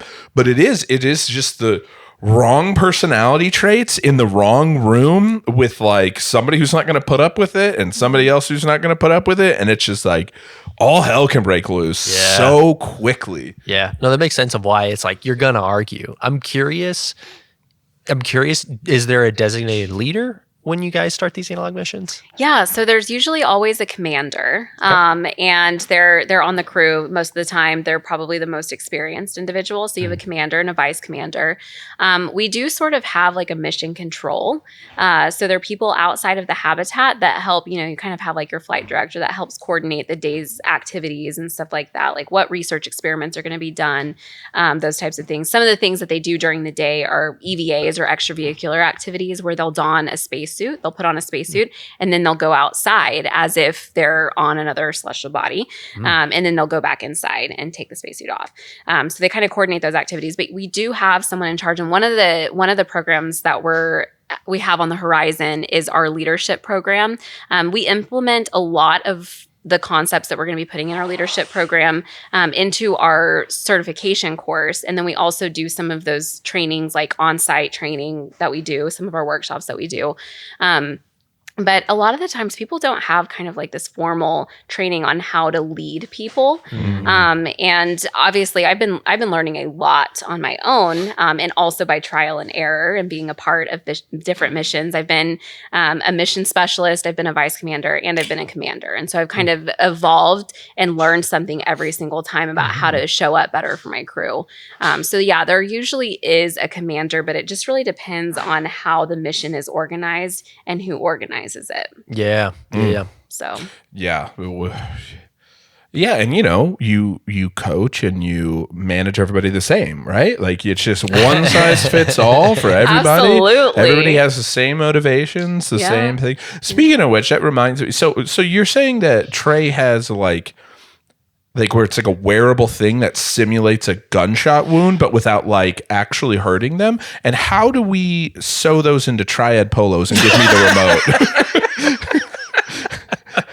my God. We could cut my paycheck in half. Maybe shock collars or Ooh, that's not a bad idea. Yeah. No, I think I like the gunshot recreation thing, but doesn't kill him. Obviously, give you a remote that looks like a gun. Ooh, that would be fun. Yeah. Yeah, it doesn't even have to. It could just be a clicker or something where it's just like got everyone's name on it. And you're like, oh, really? And then it could, and they're fine, but just a startle effect. Yeah. Well, it hurts, I think. Yeah, good. I think so. Yeah, good. Yeah. No particular reason. I mean, you guys could just get paintball guns. Yeah.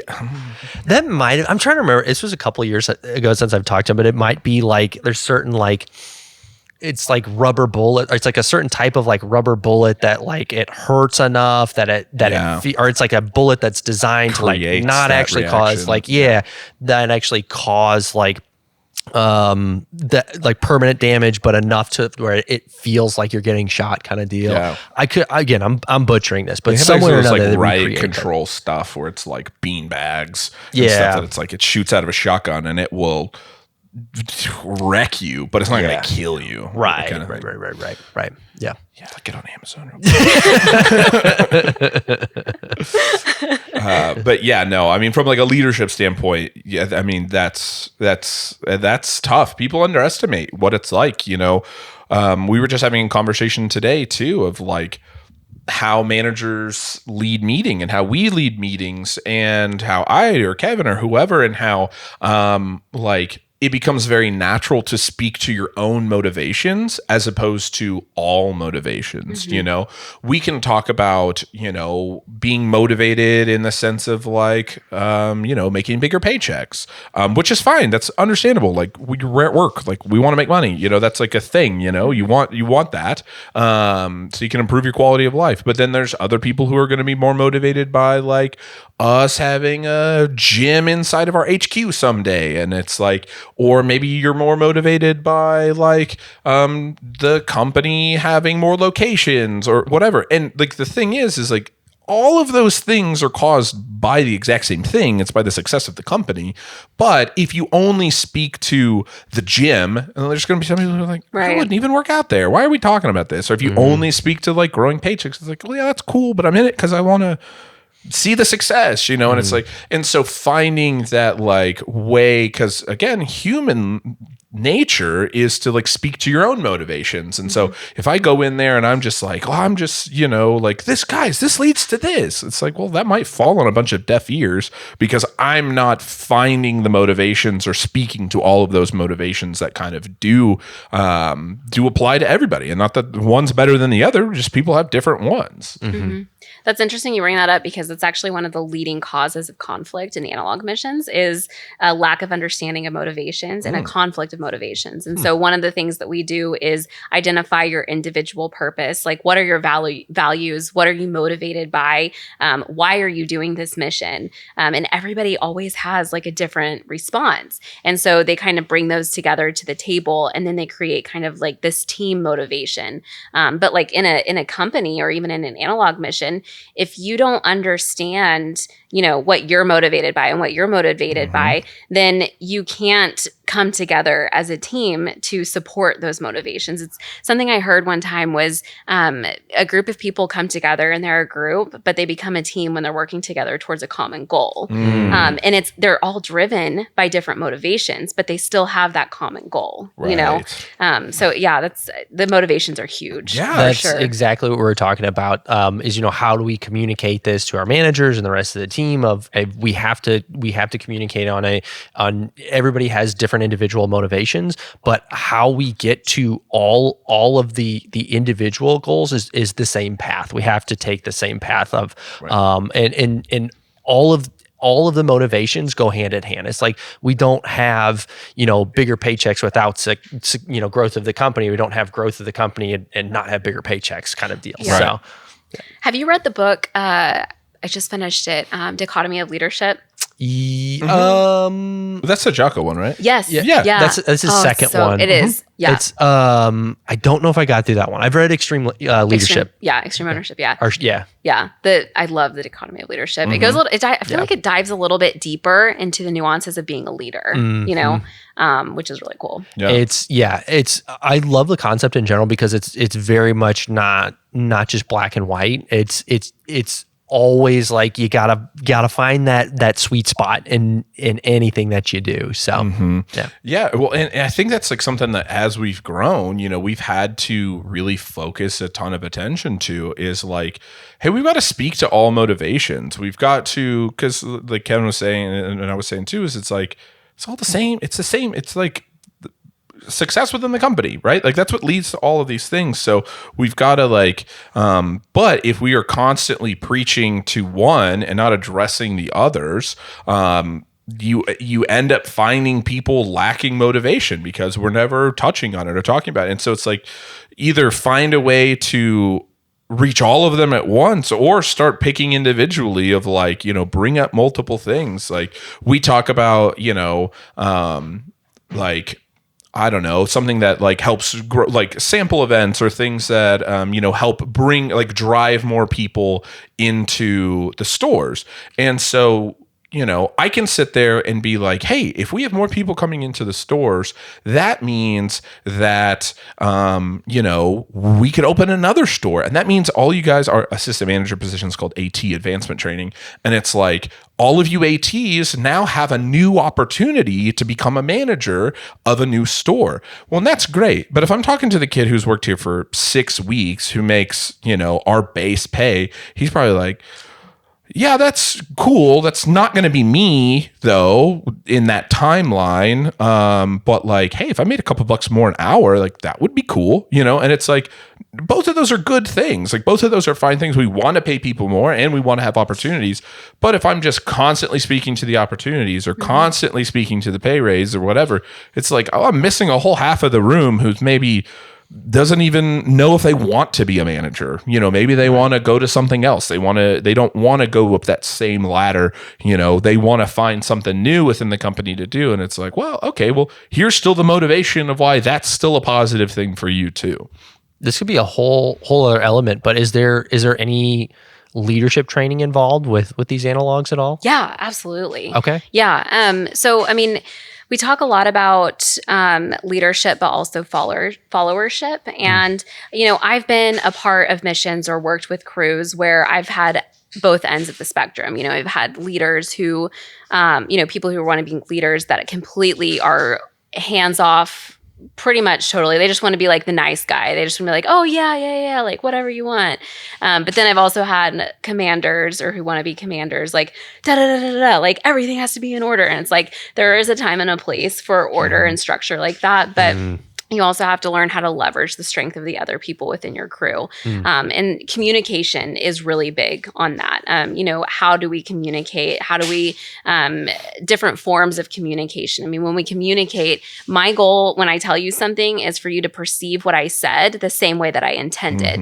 It's very different from you just hearing what I'm saying. I want you to perceive it the same way that I intended. And if there's a misunderstanding, they're going to hear a reaction. They're going to hear something that they don't expect. And at that point, that's when it's on you the speaker or the leader. Which is hard to understand because Yes. when someone doesn't understand the way that you're meaning it to say, Yeah. it's frustrating that they don't get what you're trying to say. Yeah. Yeah. I mean, like if I said something to you and you're like, and I'm like, wait, that's a weird reaction. Like, I don't know if he understood what I was trying to say. Then I have to look at myself and be like, how did that come across? Or should I rephrase what I said? And so a lot of the leadership training is, like teaching people how do they communicate with everyone? How do they hold the room? How do they build trust with their crew members? Because, if I'm your commander and you guys don't trust me or you don't respect me, then it doesn't matter at all. All hell's going to break loose. And so you have to build trust. And that's one of the big things that we talk about a lot in leadership training, followership, trust, and communication. There's a lot of things we talk about, but those are kind of the key things. Yeah. Yeah. That's, that just reminds me a lot obviously in like a different capacity, but we have becoming a manager or just becoming an AT or something along the lines of like leadership that we have within the company. One of the big things that, we teach and talk about like at least a decent amount, especially when it's like pertinent to situations, is like being the manager is a hat. And sometimes that hat is being the manager, And the thing is like when you first become manager or you're wanting to become a manager, you've like craved this hat traditionally for a long time. And so as soon as you put that hat on, you duct tape it and glue it to your skull, like as fast as possible. And then nobody wants to be around you because you've just become the manager version of yourself. And at the end of the day, it's like we try our best to remind people that like we are promoting you to manager because who you are. Exactly. Like who you are as a person now is who we want as the manager. And I am going to hand you a hat that I want you to wear only when appropriate. I want you to be the manager when you need to. If you wear this hat too much, no one's going to want to be around you. And if you wear this hat too little, nobody's going to respect you.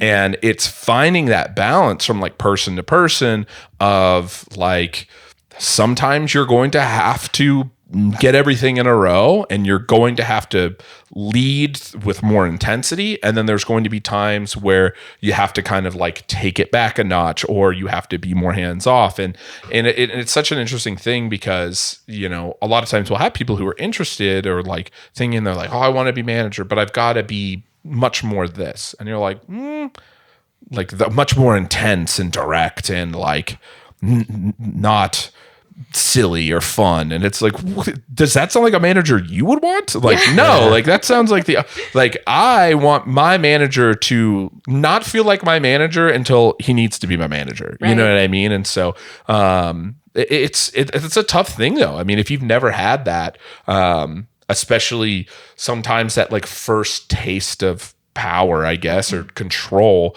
can be toxic if not handled correctly or having like an understanding of like how to appropriately go about this. It is a delicate thing, and it is not easy to learn how to do. Yeah, it's very hierarchical. And what's interesting is even though that we have commanders and vice commanders on missions, something you'll notice if you've ever seen any video clips on the ISS is all their eating spaces, they do have a table that they kind of eat at. It's a circle.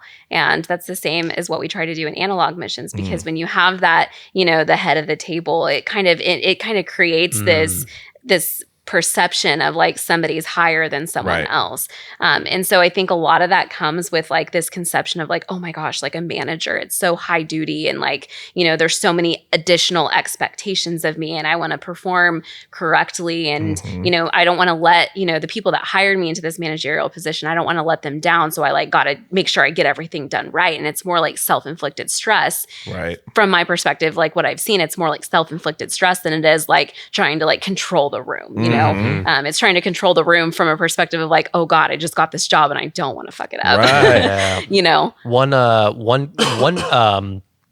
thing that I really like from Jocko a lot is the concept of leadership currency. Yeah. That one clicked a lot for me of like Thomas is saying, especially when when you look at leadership as not a leader, you assume like you just tell everybody what to do. Like, yeah, you want to work hard yourself. I think that concept is hopefully learned at a younger age, probably younger and older for different people. But it's like, I'll work hard, but I also tell everybody what to do is I think how I looked at it, kind of first stepping into it.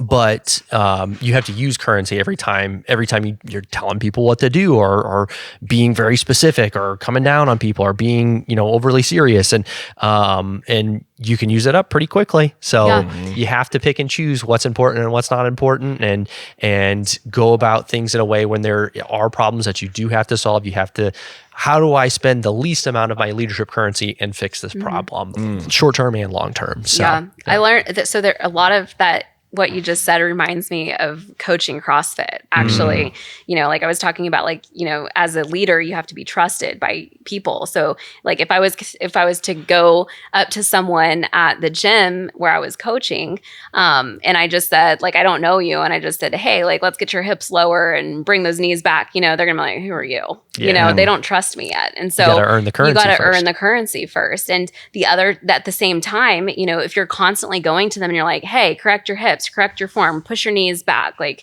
don't put your shoulders forward, engage your lats, like the whole time all you're doing is giving them corrections, then they're like, well, wait a minute, like, are you a human being or are you just trying to like dictate everything that I'm going to be doing? And so they have to have, like, you have to have that personal connection, you have to have that funness, like you said, and then also to be able to earn the currency. And it's really interesting too, because like, a side of things too that I'm sure you guys have potentially had to deal with from time to time is like, the difference in how somebody reacts to positive or negative, depending upon how many missions they've done. If it's your first mission and you're like, hey, I'm doing this for the first time. Oh, the commander just told me I messed this up. Like, well, now I feel like my whole world's ending and it's like the intensity is maybe way more than was ever projected or like shown to me, but I'm taking it way hard. Like that's something that, we've talked about on the podcast a million times, but is like the difference of like who is responsible for holding a conversation with somebody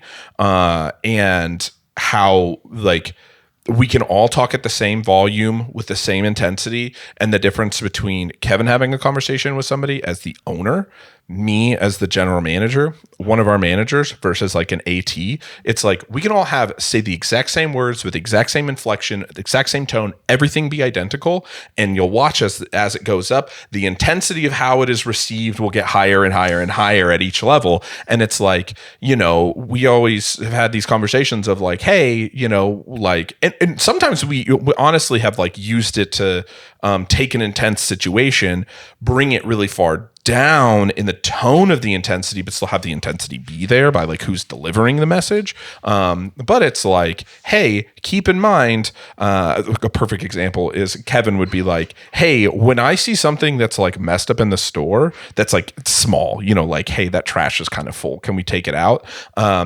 Kevin can be like in a clown outfit and be like, hey guys, like the trash is kind of full. Can we take that out, please? It'll get everybody cookies.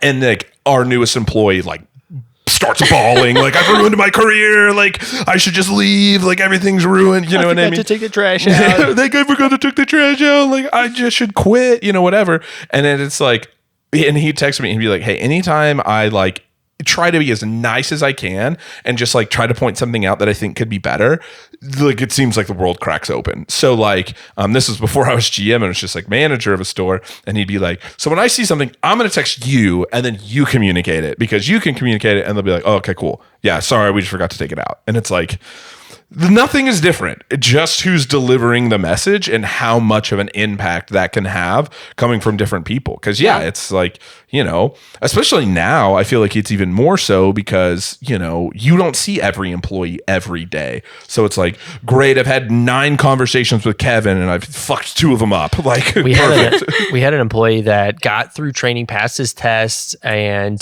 started working hours in the store before I ever met him, actually. Oh, wow. Was that the first? Yeah, first one that we've ever had like that. Yeah. There's, I think, another one that might be the same as well. Yeah. It depends on if Luke. If he said meeting next week. Meeting it. Yeah, Friday around. But, Yeah, it's my life has been a lot less stressful. So I see things wrong. I just add them to a note that Thomas and I share, and it's like, cool, I'll get taken care of. Yeah. Because you guys have trust. Yeah. Yes. Yeah, exactly. Which took a long time. That's for sure. Yeah, you're right. Understandably so when it comes to stuff like this. Because yeah, I mean, as the owner, understandably, it's like, how do you see a full trash can and not be like, guys, can we or like the thing is, and that makes it tough is like even him wrapping the trash up and taking it out himself still has an effect that's like could be good in some eyes, could be bad in others. Like, I didn't take the trash out and then Kevin did it. Like, he's probably pissed. And it's like, probably not, you know what I mean? But it's like, there is just like a level of intensity that happens. And so like the trust is like, again, like you said, like it takes a long time because it's like, like, how do you just like walk past, your baby in the form of like a company, see something that's just like not how it should be or how like we'd like it to be, and just be like, okay, I'm now going to just turn and walk away and tell somebody else to do it and hope it gets done. Like, I've gotten better at it, but that was stressful for a while. Of course. Hey guys, good to see everybody. I've got to make 3 notes on all the things that I saw that were fucked up about this store.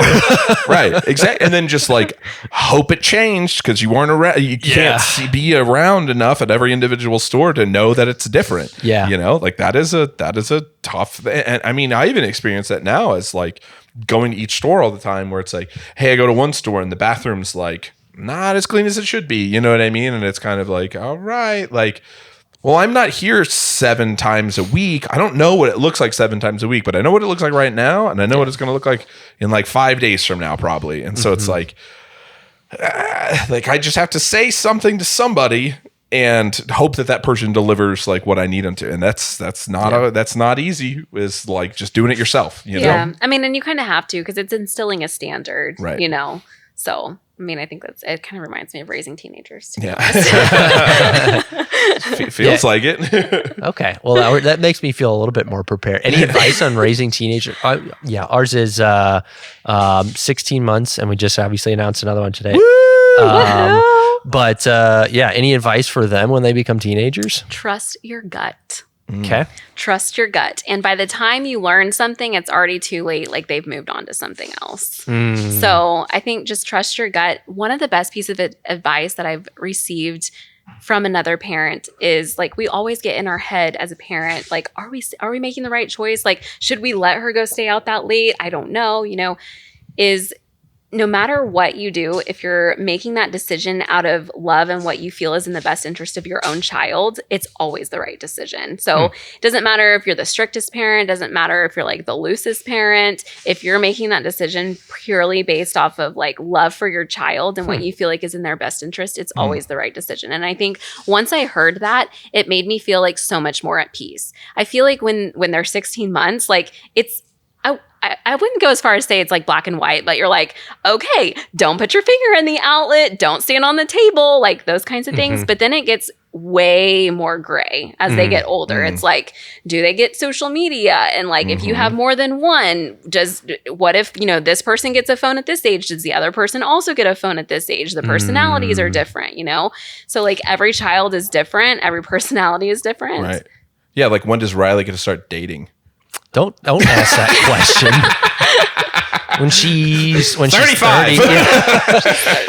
30. We have learned. I think it's been really nice that Alyssa and I, when like planning, when like Riley's not around, of like, hey, we want to do this with her, because she's just starting to get that age where we are having to start making more decisions of like, do we want her to have like screen time, and like screen time in the sense of like, do we want to have the TV on it? We both agree like, hey, we want to have like minimal, like next to none, like, but like not so little that when she, becomes a teenager and goes to a friend's house and they have the TV on, that she's just in a trance because she's never seen a TV before, kind of deal. But when in action, when Riley is around, we have learned, I don't know if I would have predicted this, but we have learned that Alyssa is the strict one, and I am very much not the strict one, because and that's good to hear, because I think I've really hearing from other parents and books and even just social media posts about hearing of your kids will become more prepared to handle the world if they make mistakes, if they fall down and get hurt, and you have to let them explore. That's really resonated with me. Is like, I will watch Riley like a hawk, but I let her do almost anything. Yeah. So it is a conscious decision to, when Alyssa is, hey, we can't go over here because, I just cleaned up that area and she needs to learn boundaries, which I think is good. There's a, very conscious mind of like, hey, she needs to be able to understand that I'm the one in charge. And I think that's important. But I'm like, it's, 9:00 at night because she hasn't gone to bed. And this was actually last night. This was actually about 10:00 at night. She hasn't gone to bed because I don't know why she just won't fall asleep, and she's running around with just a diaper on because we changed her, and she wants to go outside and swing on the swing. And I'm like, yeah, sure, why not? If that's what you want to do, we'll go swing on the swing. It's like definitely way too cold to be out here. And Alyssa's like stressed because she's like, she needs to not be doing that. And I'm like, if that's what she wants to do, if she's gonna she needs to learn what it's like to get cold and like to not be outside too late. It's like, how do we learn that without going and doing that? How is she gonna know if she likes Wu-Tang or not? Yeah, exactly. I've listened to some questionable stuff. No, I mean, one way to find out. Yeah, like I feel like our job as parents is to like instill the values and tools and resources into our children, and then hope that they take on those. They're going to form their own when they get older, but you just hope that you give them all of the right tools and values to be able to make the best decisions possible. And like they're going to screw up. It's inevitable.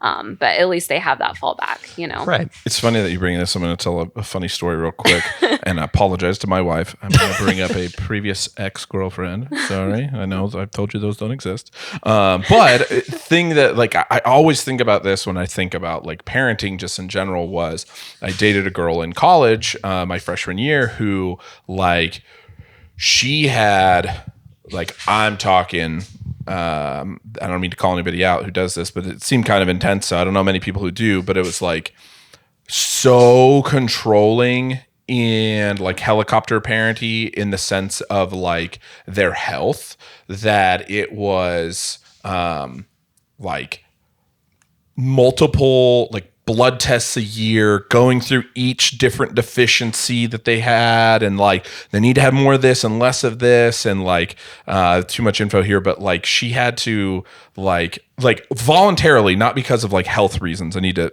specify this. It was like, oh, she's like, my mom just signed me up to do a stool sample because she needs to check my something because I've been away at school. She's worried that I have been taking in too much this and not enough of this. And it was just like, and I remember like going there and it being her brother's birthday. And because it was his birthday, he got to eat white rice instead of wild rice with dinner. And that was like, oh my gosh, you're living on the edge right now, getting to have white rice. God. I remember asking for like salt and pepper. And she's like, oh, there's no salt in this house. Like kind of, but here's Zatatar, it's a salt alternative. And I'm like, okay.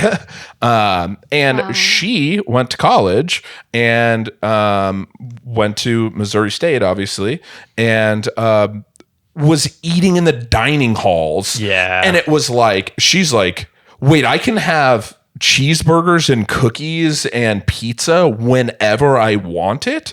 And it was like, your palate's not ready for that. No, it was like, it's like you said, like she was just like, oh my gosh, like this is the greatest thing that's ever happened.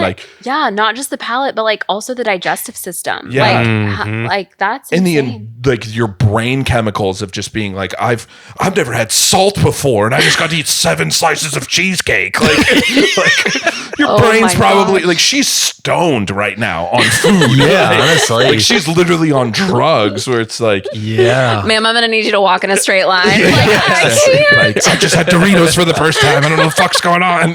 But like for real though, and it was like, and like, you know, she didn't go like crazy in the sense of she got like super unhealthy or gained a bunch of weight or anything like that. But it was like, that's a difficult situation. Yeah, right. Where she was just like, and then of course she goes home and then her mom's like, we need to do a blood test right now because you've had too much of and it's just like, whoa, like, like reel it in a little bit. Like you can't control every bit of substance that's going to like go into this human being. And if you don't, it's like, you know, oh my gosh, this is like the first time I've ever had a freaking French fries. Right. I had a friend who actually wasn't the health stuff, but she went to an all girls boarding school, like when she was in high school. And then, you know, obviously she was in public schools when she was in elementary and middle school. But we were pretty close just growing up her whole life. And she was never going back to Riley when she can date. She was never allowed to talk to boys ever. And so by the time she started college, she was supposed to be going to an all girls college, and then ended up sneaking away because she got interested in boys, and she didn't know what to do. You know, she had no idea how to interact with them. She had no idea what her boundaries were supposed to be. She had no idea like what to do in a situation when like someone might take advantage of her or, you know, something like that. And it was just like, I'm like, that was something that I saw that I was like, I want to make sure that my daughter or my son is able to make, you know, mistakes when they get older to be able to know what life is like when you get out there. Well, I think the lesson here, as the only childless one sitting, tell us your parenting advice, Thomas. Is like you just protect your child into facing the thing you were trying to protect them from. Yeah. You know what I mean? Like her parents protected her from food all the way into going crazy as soon as she had the opportunity to have food. Or, like you just protected her in a path leading right to the problem. Right. And it's like, because she was very ill prepared to handle this. Right, exactly. She didn't like. She wasn't able to just be like, "Oh yeah, they got cookies, whatever." I've had cookies. You know what I mean? Like I'm a human. Right. You know, it's even with Riley. Like she eats primarily whole food. It's like, you know, and things that we cook and prepare but you know, if you know, sometimes Alyssa, she wants to stop on her way home and get some spicy chicken nuggets from Wendy's, and she's going to get some French fries and give little pieces of chicken nuggets to Riley. Cause it's like, you know, if she's eating 90% of, you know, healthy food, she learns to enjoy those things and her palate isn't so like desensitized to like highly palatable foods that, you know, she learns that like, this is, you know, I feel good when I eat this way. You know, I'm actually getting nutrients this way. I enjoy this food. My palate's, you know, prepared for this food. My digestion is doing a lot better. But I also know what it's like to eat chicken nuggets. So it's, you know, when I eat spicy chicken nuggets. It's very Wu-Tang of her. She's a Wu-Tang baby. I tell you what, I get it. But yeah, I've seen a couple of examples of that growing up. Of one, my sister had a friend who was also very similar. Of her mom had lost a bunch of weight, so applied very healthy eating habits within the entire household. So she had a very healthy diet, like no junk food, no snack food, or whatever. Anytime this friend would come over to our house, she would just like overeat bad food and like wouldn't tell her mom, obviously. And it was like, yeah, that's not healthy. Like that's like we've got snacks in our house, but I don't just like gorge myself in it. And you might remember the name of this football player. I don't know if he spent much or any time in the NFL, but it was this prodigy quarterback where his dad was this crazy football fan, and when he was a baby, before he could even walk, would bring him to the football field and have him, you know, crawl in the field, and, you know, had him throwing footballs as soon as he could pick one up, and signed up in, you know, peewee football and in training. Very strict diet, like only ate like, you know, whole foods, lots of fruit, and like his whole life was dedicated to football and very strict, like no like fun activities, going out with friends, you know, never, you know, partied when he was in high school. It was so strict. And then he went and played college ball and almost immediately got into drugs. Yeah. Because it's like he was never even around to be able to find himself in these situations where he learned how to say no. So you just reminded me, we're going to be old now. I'm sure some of our viewers are, but do you remember when it was like, it's probably like early 2000s, maybe late 90s, where it was like the bodybuilding baby, where it was like the kid who was like 5 who had like abs and was like pretty jacked, and it was like this whole thing. You seen pictures of him now? No. He's like an average dude. Oh my gosh. Oh, maybe not. Maybe I'm thinking of someone else. Yeah, well, he's like not like doesn't work out at all kind of thing, just like very like he kind of like out of shape, like but it's like duh, because like that was his had to be his entire existence, you know, for so long was this, and it's like there is influence and discipline and things that like make sense, but like I think if you like go that far overboard, and like I don't get me wrong, again. Don't get a baby, but I understand the allure of wanting to do that. I understand why you would want to do that. I go through times now where like with employees or people that I know where it's like, I wish I could just take the struggle or whatever I've gone through or ever had, and I wish I could just implant it in your brain, but I can't do that. Right. I can't struggle for you. I can't just give you the struggle or the knowledge or the know-how. I just got to let you do it. You just got to make the mistakes yourself. Right. You just got to let somebody make the mistakes themselves. And as much as you hope to like, you can be there and influence and try your best. It's kind of like at the same time though, it's like, I'm expecting you to understand how to struggle without ever letting you struggle. Doesn't work that way. It's a dichotomy. Yeah, like absolutely. Guiding them, but letting them also make their own mistakes. So exactly. It's a balance. Yeah. I think we're coming up on 2 hours. My watch is dead, so I have no idea. It is. It's been 2 hours. Oh, I think we're decently over 2 hours. Oh, wow. I don't know. I'm not 100% sure when we started. But I have a quick question for you guys. What's up? Would you guys ever do an analog mission? Yes. yeah, Yeah? for sure. Okay. Okay. All right. Just Am I curious. going to make $750 in a month though? I can guarantee you would make $750. Whoa. I would make sure of it. That's what I'm talking about. Yeah, no, that's awesome. Do I got to stay with old Stinky Feet? Yeah, probably. Actually, Oh. you guys have to share a bunk bed. What do you think would be like the Does hardest? it have to be a bunk bed? Could it just be a what? What would be the hardest thing for you guys? You think?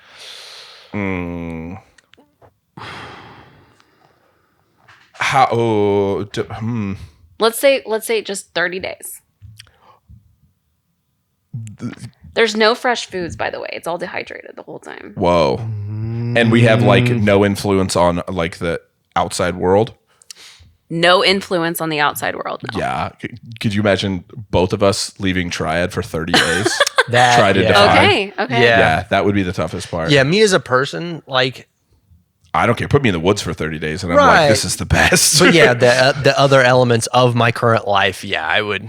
Right. Yeah. Yeah. It'd be like I'm missing my wife. That would be tough. That would be number one. And two, like just it's hard to take a vacation and like be gone for a week and not be like, what's going on? So yeah, I was going to joke about you saying that putting us in the same analog mission, that I would be like, oh no, I'd need to be separate because I wouldn't want to do it with Thomas. That would actually probably be an issue because the only thing that would give me any confidence at all to leave Triad for a month is if Thomas were here. So, Okay, gotcha. yeah. So You guys can't get Kevin stuck could in leave for space. 30 days. It wouldn't matter. I'm just kidding. I am. It is more true than it's ever been. I'd Not be like, 100% true, but it's closer to true. I'd be like, what are all these numbers? And we haven't paid any bills. I'm sorry. All the trash cans are full. All the trash cans are full. We sold a bunch of stuff. We didn't reorder anything. I'm sorry. I have always wondered that of like if I knock on wood die tomorrow, would you guys be able to figure out my budgeting system that I do once a week? No. There's a chance Alyssa could, but I'm not 100% sure. I think between the two of us, we'd probably figure it out. It probably wouldn't get run the same way. Probably not. To go back to the original question, I think, I don't know, I really like those types of environments of, again, it's kind of one track mind and almost like simple in a way of like you remove the distractions. We are just here to complete the mission and do whatever that takes. I have learned that I really, really like those environments, like whether it is like something specific, like climbing a mountain or like I've talked about a little bit of this before, but going through a period of time before Thomas got to step into a GM role, and Riley was still less than a year old, I went through close to a year period of time where I was pretty much not sleeping at night because there was just so much on my plate and I could not work throughout the day how I was used to working, that most of my work got pushed to the middle of the night. But there was something about that. It was tough. I definitely had a good shower cry at the end of that. But there was something about it. It was like the tougher it got, the more I was like in it to win it kind of deal. It was like, okay, I'm, got to shave a couple hours off of sleep. And then I gotta, okay, now I can't even work out during the day. So I've got to, do some work, catch a workout at midnight, and then, go to sleep at 2 a.m. And then, it just got pushed back. And, a lot of nights where it was like, I was literally working and then the sun was coming up and it's like, okay, tomorrow starts. And it was like, I don't know, there's something about it. It wore me out, but it was more of again, it got tougher and I got more motivated to get through that because I knew there was a means to an end. I was going through that to get to the other side, and right. I'm really happy I went through that. And it was very, very much a type 2 fun for me. I look back at that and was just like, that was kind of fun to do that. So I think an analog mission I would assume would be kind of similar. Yeah, so, absolutely. Yeah. That would be fun. But yeah, we don't. Depends on where it is though. Oh, Arctic? Would you go to the Arctic? Yeah. Yeah, that would be crazy. That would be cool. Yeah. I could get down with some cold temperatures. Put me in a lava tube. I want to go in a cave. Okay. That'd be cool. Yeah. Yeah, being in a cave for a week, I don't know. That'd be weird for me. Yeah, that's the point. What's crazy is there was a point where I became aware of the fact that I hadn't seen sun. And I am someone who is so synced to my circadian rhythm. As soon as the sun rises, my eyes pop open. I'm like, okay, all right, I'm ready for the day. And then as soon as the sun starts to set, I'm like, okay, I need to go to bed, which freaking sucks in the winter because I'm like, it's like 5 p.m. and I'm like, I haven't even eaten dinner yet and I'm ready to go to bed. But in that setting, it took 24 hours for me to stop that. We had lights on and lights went off at midnight and they came back on at 7 a.m. We didn't have any control over that. And so we only slept at that time and that was pretty much it. But there became a time where I psychologically became self-aware that I was not seeing sunlight and I was like, oh, interesting. Had I been there for probably another week, it probably would have really began to affect me psychologically, and really impacted my mental well-being, I guess you could say. I think my mental well-being would take a hit if you put me in a cave for a month. I think don't get me wrong, I'm not freaked out by caves or anything like that. I've done spelunking as a kid, but being in there for more than 24 hours sounds like I don't know how I would handle that. It's really interesting and we can wrap up after this, but it's just such a human thing where people get weird with stuff like that. That is way let's swing the pendulum the other direction. I remember going on a cruise with a group of people, and it was a 7-day cruise. And at day 5, they were like, "We are ready to be off of this boat." They're like, "I am freaking out a little. I'm over it. I don't want to be here anymore. I'm tired of I'm bored. I don't and you're just bro, I get to live on this for the rest of my life. What are you Guy Fieri's Burger Bar is right there. What are you talking about? And it's just but there are certain people who are just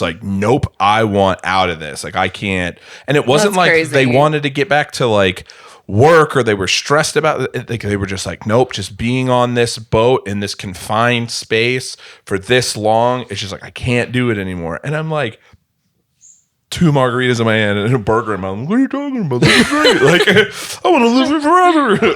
But it is very interesting how just from a human standpoint, it's you don't know till you know, where it's I'm sure somebody who 5.5 days into a cruise was I'm done. You stick them in a cave for 3 days, they come out and they've shaved their head and they got all crazy or something. Funny story. I cut my hair in the cave. Hey. Yeah, I went in. You ever been on a cruise? I have been on a cruise. Okay, did you freak out? No, I didn't freak out. I didn't freak out. Yeah, like I went in and we cut off 17 inches. Whoa. Yeah, it was crazy. We had wire cutter. No, we had wire cutters or surgical scissors. And my friend, who's a doctor, she's a veteran, veterinarian, so pet doctor. But she was like, "I'll do surgery. I'm gonna cut your hair off." And I was like, "Okay, perfect." So she just took the surgical scissors and we just chopped it all up. Came home from Spain and I was like, "Look, Brandon, got all my hair off." I promise I did go crazy. Yeah, when I was a cave person. Yeah. So I didn't shave it, but I cut it. But it's like interesting when you're like seeing people like, dude, you're really like struggling to be on a cruise right now. Like, yeah. And I mean, different environment. Yeah. It's just like, yeah, there's something about it that they do. They're just like, I don't like this. But it's interesting, you know? Because like I say, like, I would love to, like, I think it'd be cool to be in a cave for a week. Even get me in there, it might be 48 hours and be like, get me out of here. Like, I'm done. It was so cool. I tap. Get me out. Well, thank you for coming on. This was so fun. I feel like I'm ready to be an astronaut.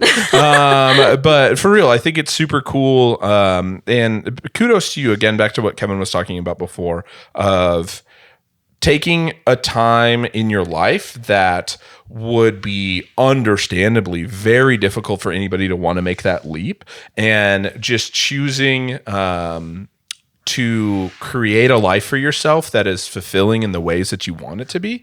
I'm a firm believer in like taking care of yourself is taking care of the people around you as well. And so I'm sure by doing this at times, you know, was, I'm sure, very difficult, but I'm sure as like a wife and a mother and a person passionate in her career, like I'm sure because you've taken this leap, you've been able to elevate yourself in all things that you do, because you've picked a path of fulfillment that I'm sure from everything you've talked about seems like a much higher than it was with what you were doing. And so it's super inspiring and super cool, watching somebody live their life in such a cool way, especially when it wasn't what you expected, and you found a passion and you took those leaps and you didn't let anything be an excuse. And I think you're probably way better off for doing it. So. Yeah, thank you so much. That means so much. Yeah, when someone asked me what my dream job was, I had an epiphany at one point. I was like, you know what? Like, I'm doing it. Yeah, nice. And it was so weird when people before that would ask me what I wanted to do with my life, and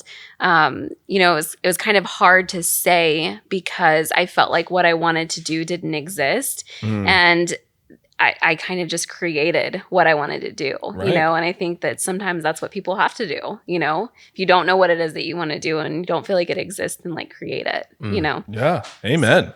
Well, it's super apparent in the way that you talk about your work is you very thoroughly enjoy it. And I am super happy to hear people when they talk about their career field or, you know, what they do for work in such a passionate way. And it's, but again, like Thomas said, and you said, you had to make some difficult decisions to get there in the first place. And I hope that, you know, maybe we've inspired some future astronauts out there, but maybe even some people just to make some sacrifices in their life to work in a field that they truly enjoy. And you know, this saying is obviously cliche at this point, but you know, you do what you love and you never work a day in your life. But I remember learning that as a kid, and it was like that really made a lot of sense to me because I was seeing my parents go to work, you know, and they would be gone for 8-10 hours a day, and it's just like, yeah, that's most of the hours that you're awake during the day. So like that makes a lot of sense to me. And both my parents like their career fields, but I took that super seriously of like and didn't stress too much about what I was making what I would make as a kid, but really focused on I want to enjoy what I do for work. So it's super cool to see and hear from you within this career field. It's very apparent that you enjoy it a lot, and super happy for you. So, and thank you for coming on and teaching us about what it takes to get prepared for space.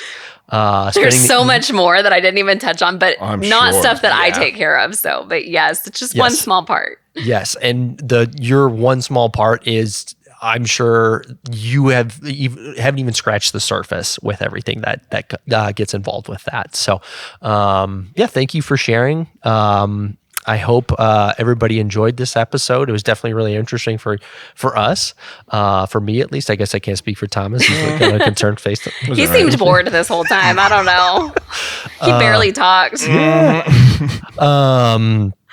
And for anybody wanting to keep up with what you're doing, what your company is doing, would you like to share anything or how people can keep up or follow? Yeah, the best way is really it's Instagram and LinkedIn. We do a lot of professional content on LinkedIn, but then also we share kind of like behind the scenes stuff on Instagram. So LinkedIn, Interstellar Performance Labs, or my personal account is just Emily Apollonio. And then on Instagram, also iplabs.space is the company. And then interstellar_MEM is my Instagram. So, nice. Yeah. Awesome. Well, you've got some really cool posts. I've enjoyed following, especially recently. So thank you. What episode is this? 65. 65. Wow. Yeah. Hey, I really want to know how many text messages you got now. Ooh, yeah. Where are we at? It was 126 when we started the episode. 134. Oh, that's not bad. That's a pretty low ratio considering the last. The pace has slowed down. The pace has slowed down. Yeah, they're like, okay, Thomas is dead in a ditch. We're gonna stop. In the last 2 hours. That's nothing. Yeah, after so many unresponded to text messages, people just stop sending them. Yeah. The hack. Just don't respond. I mean, Kevin, just next time he's not responding, you're going to be like, I set myself up for this. Yeah. That's what I call him. Right. Yeah. Shit. Episode 65. Yeah. Thanks, everybody. Thanks for tuning in. Go be an astronaut. Yeah. If you want to, Thanks for listening, guys. Yeah.